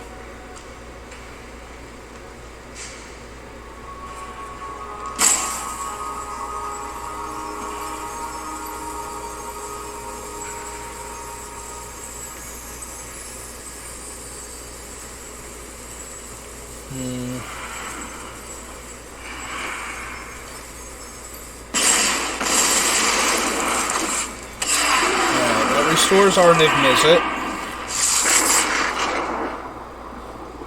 And then we are going to pass. They're going to scry. That's good for us.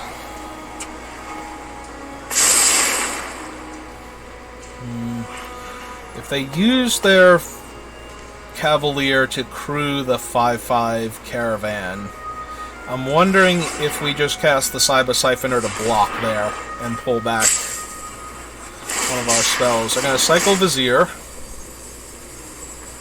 to untap that thing to scry again. Alright. Draw their card, get another scry. I was not paying attention, I was too busy narrating, I did not see. They topped that time. I don't know if they topped the previous time, though. I don't know if they saw something they wanted there. Oh, that's a Vizier of Many Faces, which will copy Niv Mizzet, which will be bad for us, as a general rule. We can play the Saiba guy, but that's not helping anything. In fact, that might be worse to do here. I assume that they're going to copy my Niv Mizzet, not their Gale, although both would be valid choices.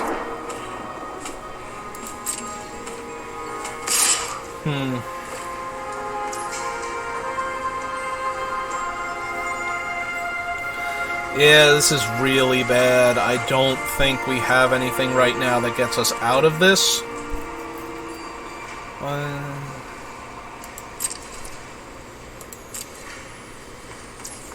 think we're going to take 5 here. I think we're going to put a stop on our upkeep. I think we're going to scry 1 now. Because we're about to really need that mana.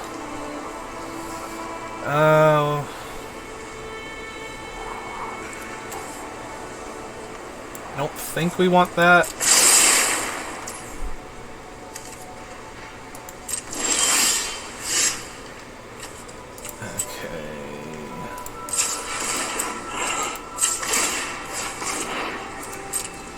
Let's flip this.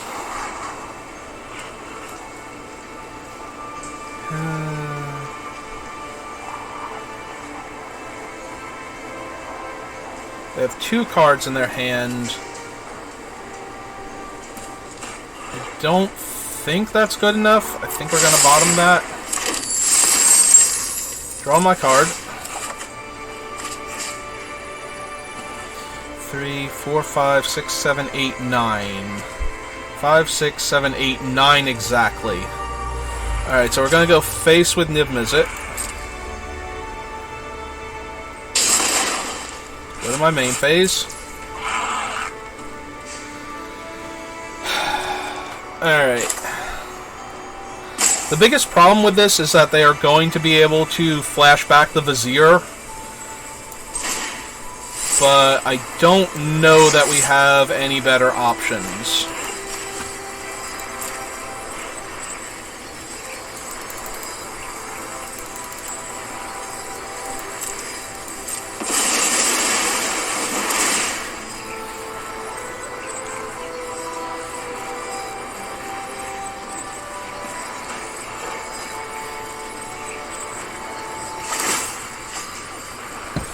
Alright, so they're going to dome us down to 9.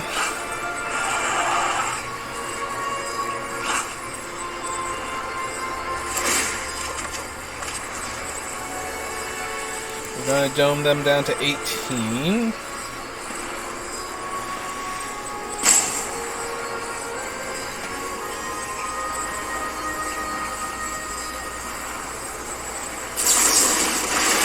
Oh, that is probably the end of the game.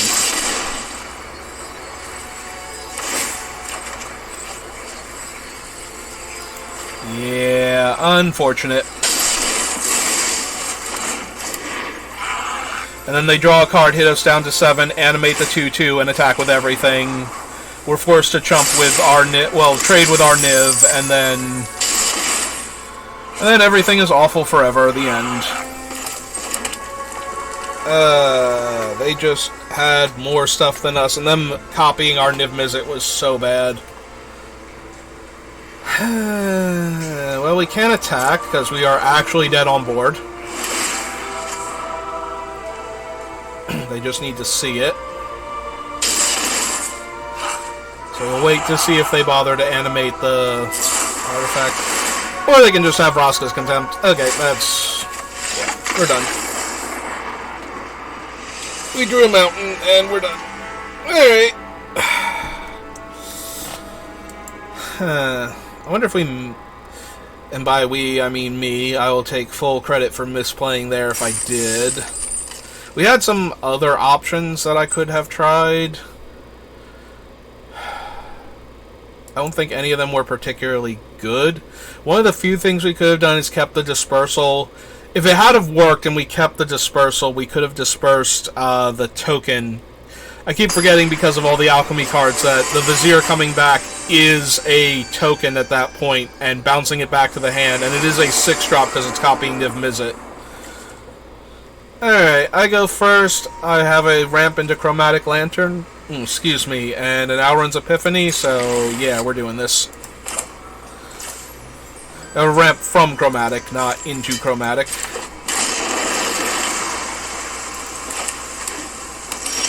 We do need to hit 3 mana on turn 3, so we are going to do that. We are going to make the most obvious foretell ever. Alright, that thing is actually a problem if their deck is built correctly. Fortunately, we are hitting lands, so if we can curve Double Vision into Auron's Epiphany, I don't see how we can lose here. Like, double vision into Niv, into Auron's Epiphany, I don't think we can lose, but we're going to have to do all of that, and they're going to have to dirtle by drawing cards and casting dumb creatures that don't impact the board. Well, they didn't get to draw a card, so they have other elves and or other warriors. Comes in play tap unless you control 2 or more lands. So we can play this here. We can cast double vision. We need runner land off the top to go Niv Mizzet into Auron's Epiphany. We will play with Fire My Face and Scry looking for answers. We might have to Electro Dominance like Radya or something. Radha. Because how much is she to activate? She's 6 mana to activate. So they have 4 right now, unless this can only be used to cast... Only to cast creatures. Okay, so they're back down to 3. Back up to 4.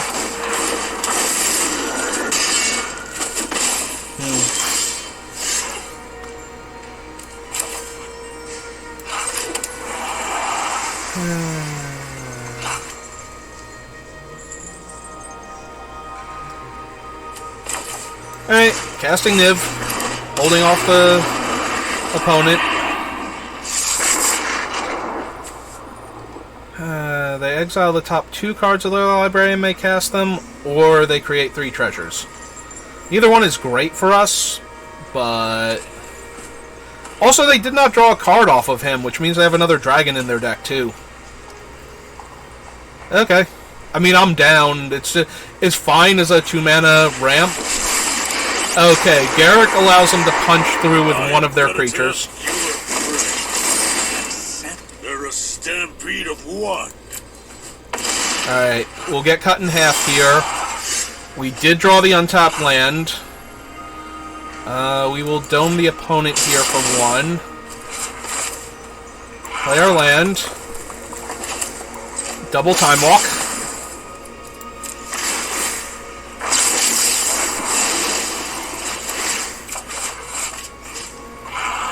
Poke them in the face. Take 2 birds. Attack them for 5 down to 13. Yeah, this should be over with Electrostatic, yeah. Alright, they did exactly what we needed them to do, which was just play a bunch of dumb creatures that added to damage but didn't actually kill me, and didn't interact with any of my things. And we just got to run over them.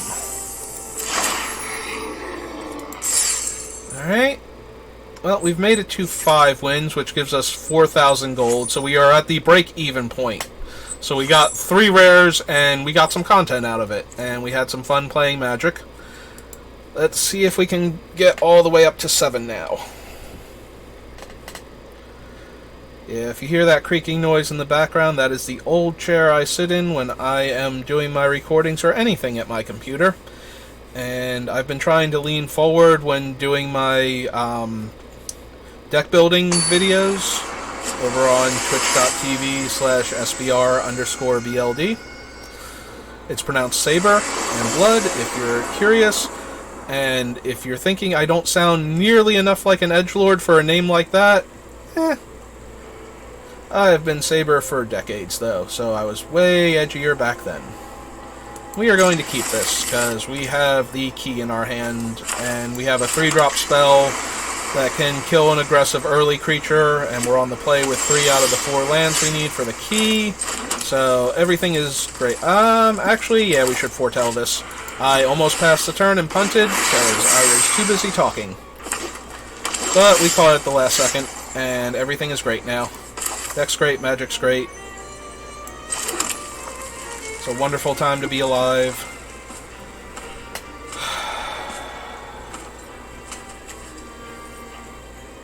We can hold up Prismari command, or we can just get the dragon online. I think we're going to get the dragon online. Maybe the dragon will distract the opponent. They'll take time out of their busy schedule to kill it while it's still an 0-4. Alright, they have played Saheeli. And that's fine. We didn't have anything to interact with Saheeli anyway, and now the coast is clear. We are just going to play our key. Well, they have no counter magic available. Okay, Claim is terrible. Growth Spiral's okay, but we are going to take Approach. And we will discard... I think we want to keep the Prismari command. We will discard the Kindred Discovery for right now. And we will just try and set up a fast win with Approach and Prismari command and Cyber Siphoner to draw a whole lot of cards. Opponent's dirtling a bit, setting up also, but I think our setup has way more power than theirs, so...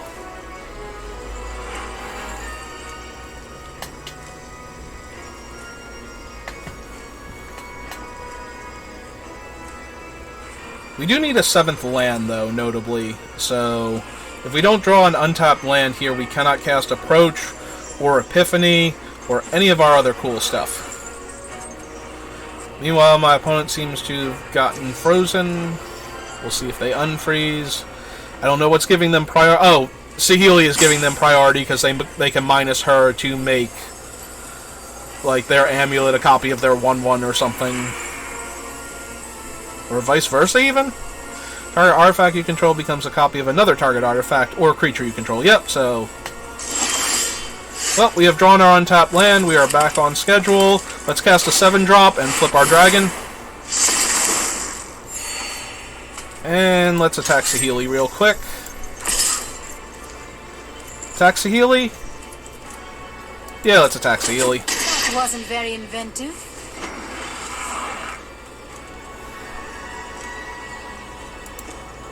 One, 2, 3, 4, 5, 6. So we need to draw 7 cards and them to not have a counterspell for us to win the game.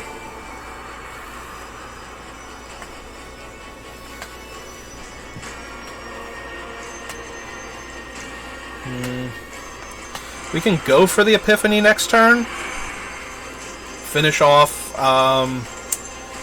Saheeli.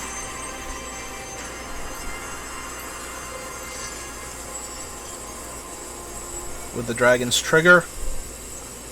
If they don't interact with the dragon here. Also, if they tap out or low, that seems like an excellent time to cast the Epiphany while they can't interact. And try to get through all of my cards as fast as possible. They are incentivized if they have a counter to save it. Ooh, Ral is very, very dangerous. We will absolutely kill Ral Zarek next turn. Like a bolt out of the blue. They only have a green mana up, so they're not holding up counters, so we will 100% cast Alrund's Epiphany, deal 2 to Ral, and then kill Ral. Ral is very powerful in this format. Land is fine. 2, 3, 4. Yeah, okay, so we're leaving 1 mana left over. Alright. Alright, so we're going to deal 2 to Ral.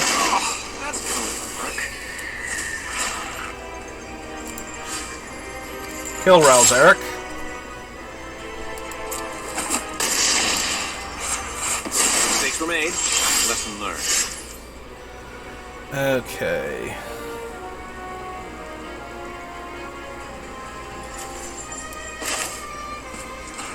Three and 1, 2. I still think we want to pull Lutri to the hand here.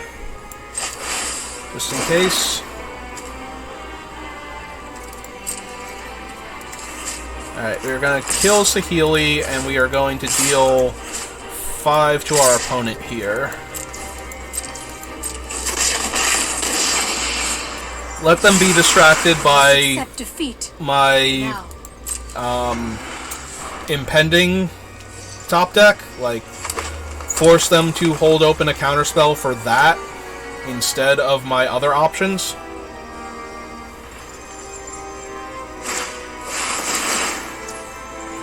Krasis for 4 is fine. We can kill that here. They get to draw 2 and gain 2. Yeah, we'll allow that to happen.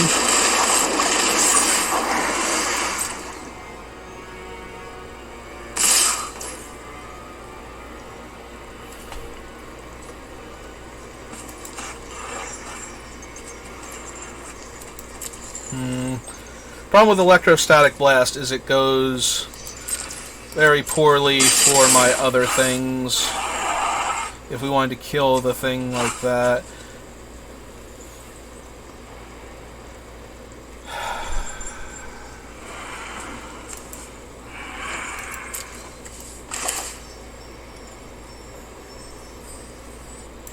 Right, Electrostatic Blast is 2 damage. When you cast your next instant or sorcery, exile the top 3. So we cast... Oh. So we're going to cast Electrostatic. Deal 2 damage to the Krasis. Trigger him. Deal 2 damage to the Krasis again. Killing the Krasis off.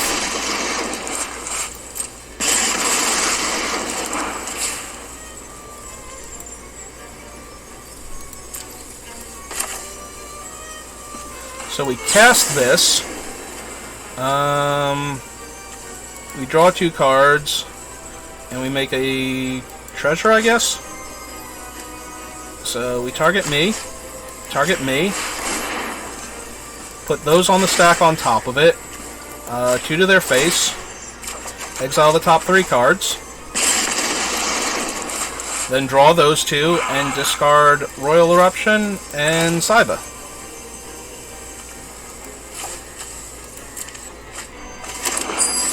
Make a treasure, and cast Approach. Deal them 2, and win the game.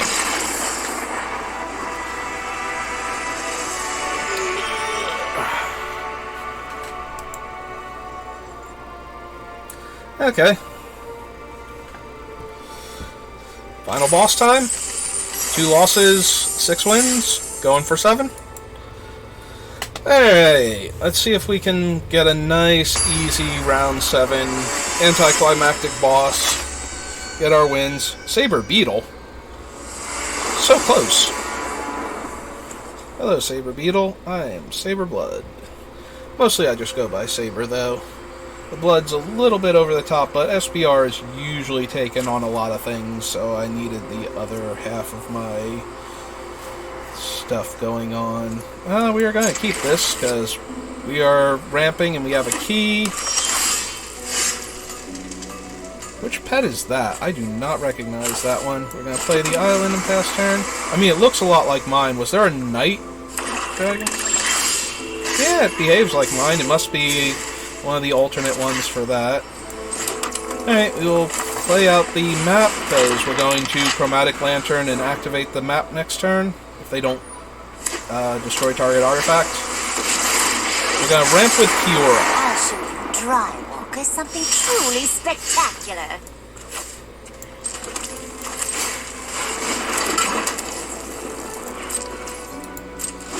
Alright.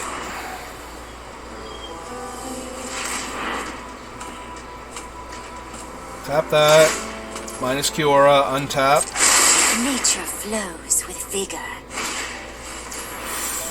Ooh, they got some scary stuff. Not actually doing anything, but once they start, it's going to be really bad for me.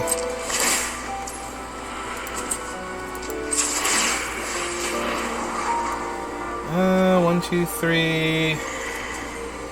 So we have 3, 4. This is 5, and the next one will be 6. I don't think we need another mountain right now in case they destroy Chromatic Lantern and/or Key to the City. And we certainly didn't need more land on top of that right now, I don't think. We're probably going to discard this mountain. Are we holding up anything? We played a land this turn, so we can't hold up Counterspell this turn. We have Electrostatic. I think we take the Counterspell and discard the mountain.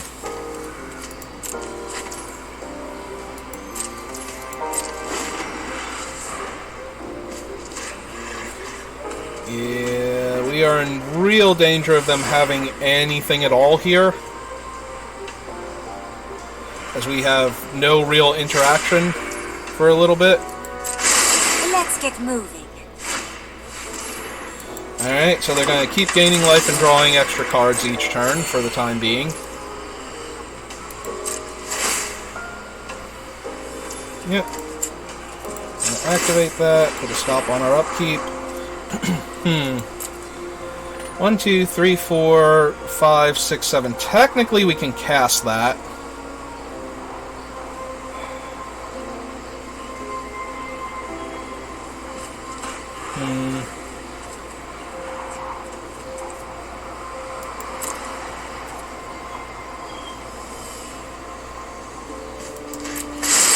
I think we want to draw that, but we are not going to cast it yet.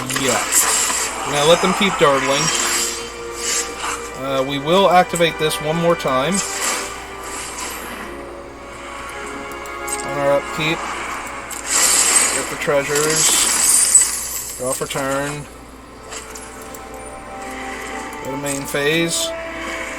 Alright, and we can bring Lutri to the hand while still holding up Counterspell, so that's what we're gonna do.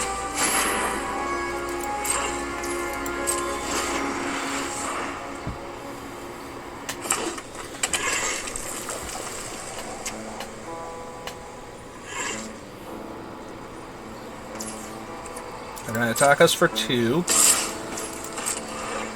And we don't care. Fall to 18.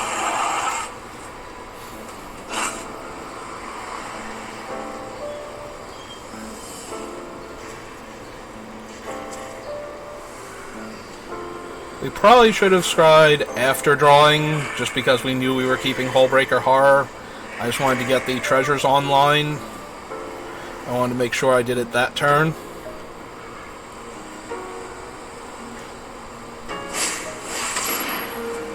Alright, so enters the battlefield, they conjure a copy into their hand. Tap target permanent you don't control. Alright, so they're probably going to tap the key and make another copy. Oh, they're going to tap one of my treasures? Deal. So they will have to discard all conjured copies at the end of the turn. Alright, they're gonna make another one. Love to make a splash.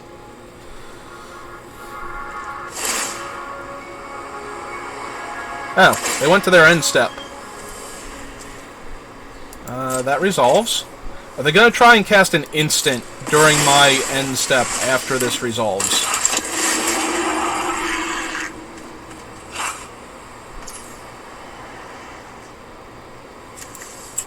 Yeah, sure. We'll float mana. Why not?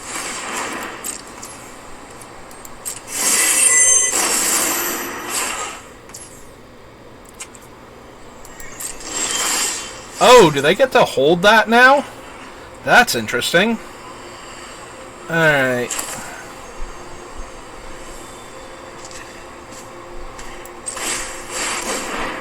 Let's cast Niv Mizzet. Niv can't be countered, so he's safe that way. And then we are holding up 5 mana to react to their stuff.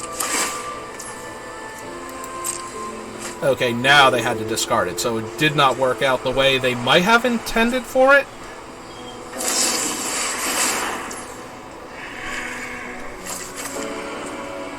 Alright, so let's resolve this first and draw a card. Deal 1 damage to their creature. And yeah, I think forcing them to kill Niv Mizzet a second time is probably worth it. So we'll draw a card off Niv again, and we will down-tick their Kiora, I guess? Hands off.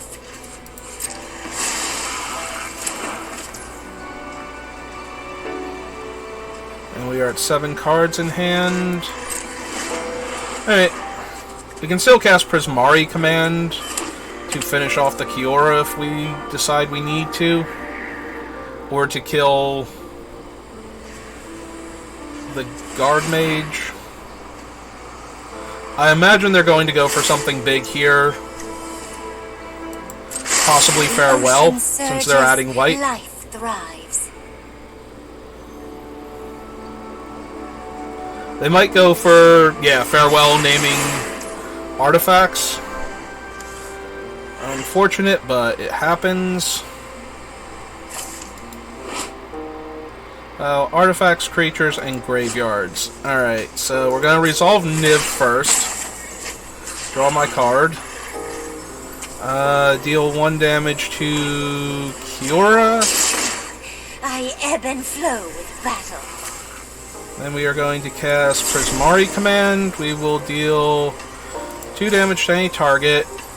And draw 2, discard 2. So we will deal 2 damage to them. And we will target ourselves. We will auto pay. Draw a card. Finish Kiora off. Didn't feel like fighting anyway. Draw 2 more. We will discard Mountain and Mountain. We have 2 more draws coming. We will deal 1 to them and 1 to them. And then they will finish exiling everything. Alright.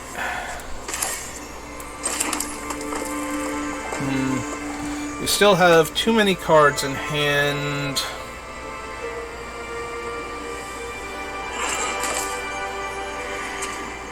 I think we'll just cast Maniform Dragon here. I think that's enough of a threat. We could hold open Kindred Denial and just discard a card and Epiphany, and those would be fine plays. But I think we want the Hellkite down first. Ooh, they're taking a hit because they want the 2/2 in play. Alright. So they're going to gain 4, draw 4 here.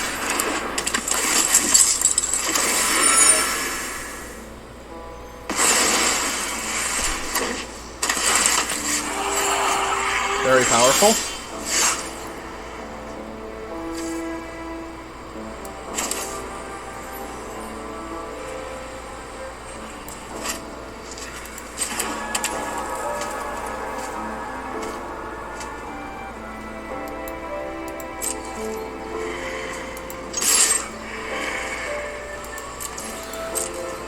Alright, we will attack them for 4. This baits them into attacking. If they don't attack, let's put a stop on their second main phase so we can bounce the Woozy thing if we want to.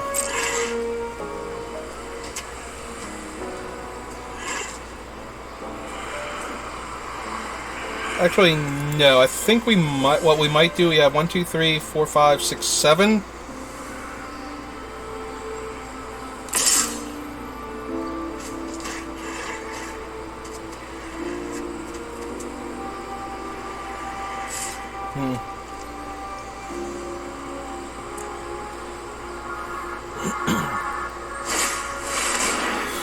Ooh. That is a very juicy target that I will not be able to resist. Alright, so counter target spell, bounce a permanent, create a token copy of my dragon, and draw a card. Alright, so we would like to bounce that, create a copy of that, and I would like to draw.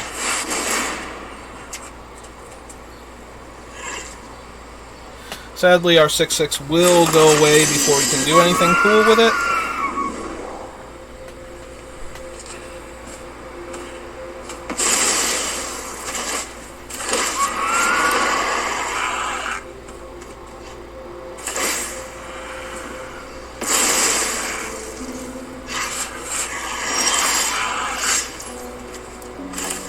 We will continue to play land because our hand is excruciatingly mana hungry now.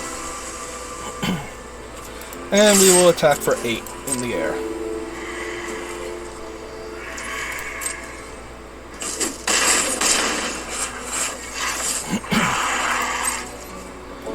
Alright, so we are holding up our Kindred Denial and Lutri, so we should be able to counter the, discarding Magma Opus. They might be trying to set up for a, Sphinx or, what's its name? Our Scholar. This leaves them with 1, 2, 3, so they would be able to get...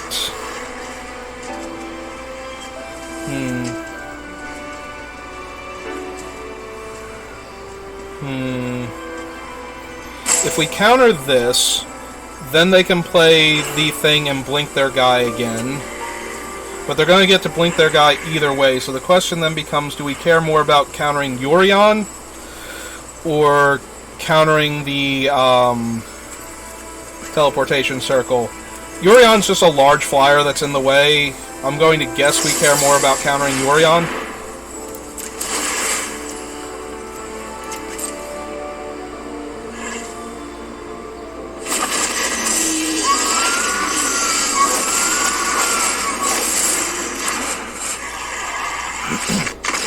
And our opponent has had enough.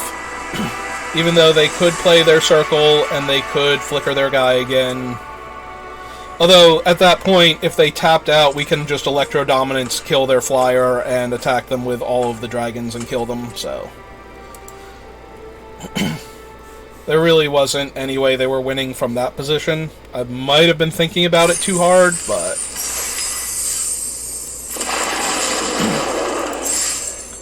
I'm sorry, I just wanted to look cool in front of all the people that might be seeing this, assuming I recorded correctly.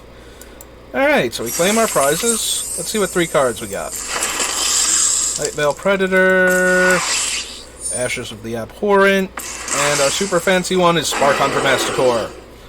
Woohoo! Well, the important thing is we went up gold. So, that's going to be the video. Alright. Gonna pull up OBS real quick and stop the recording. Don't know if I'm going to be able to edit this part out though. We'll have to see.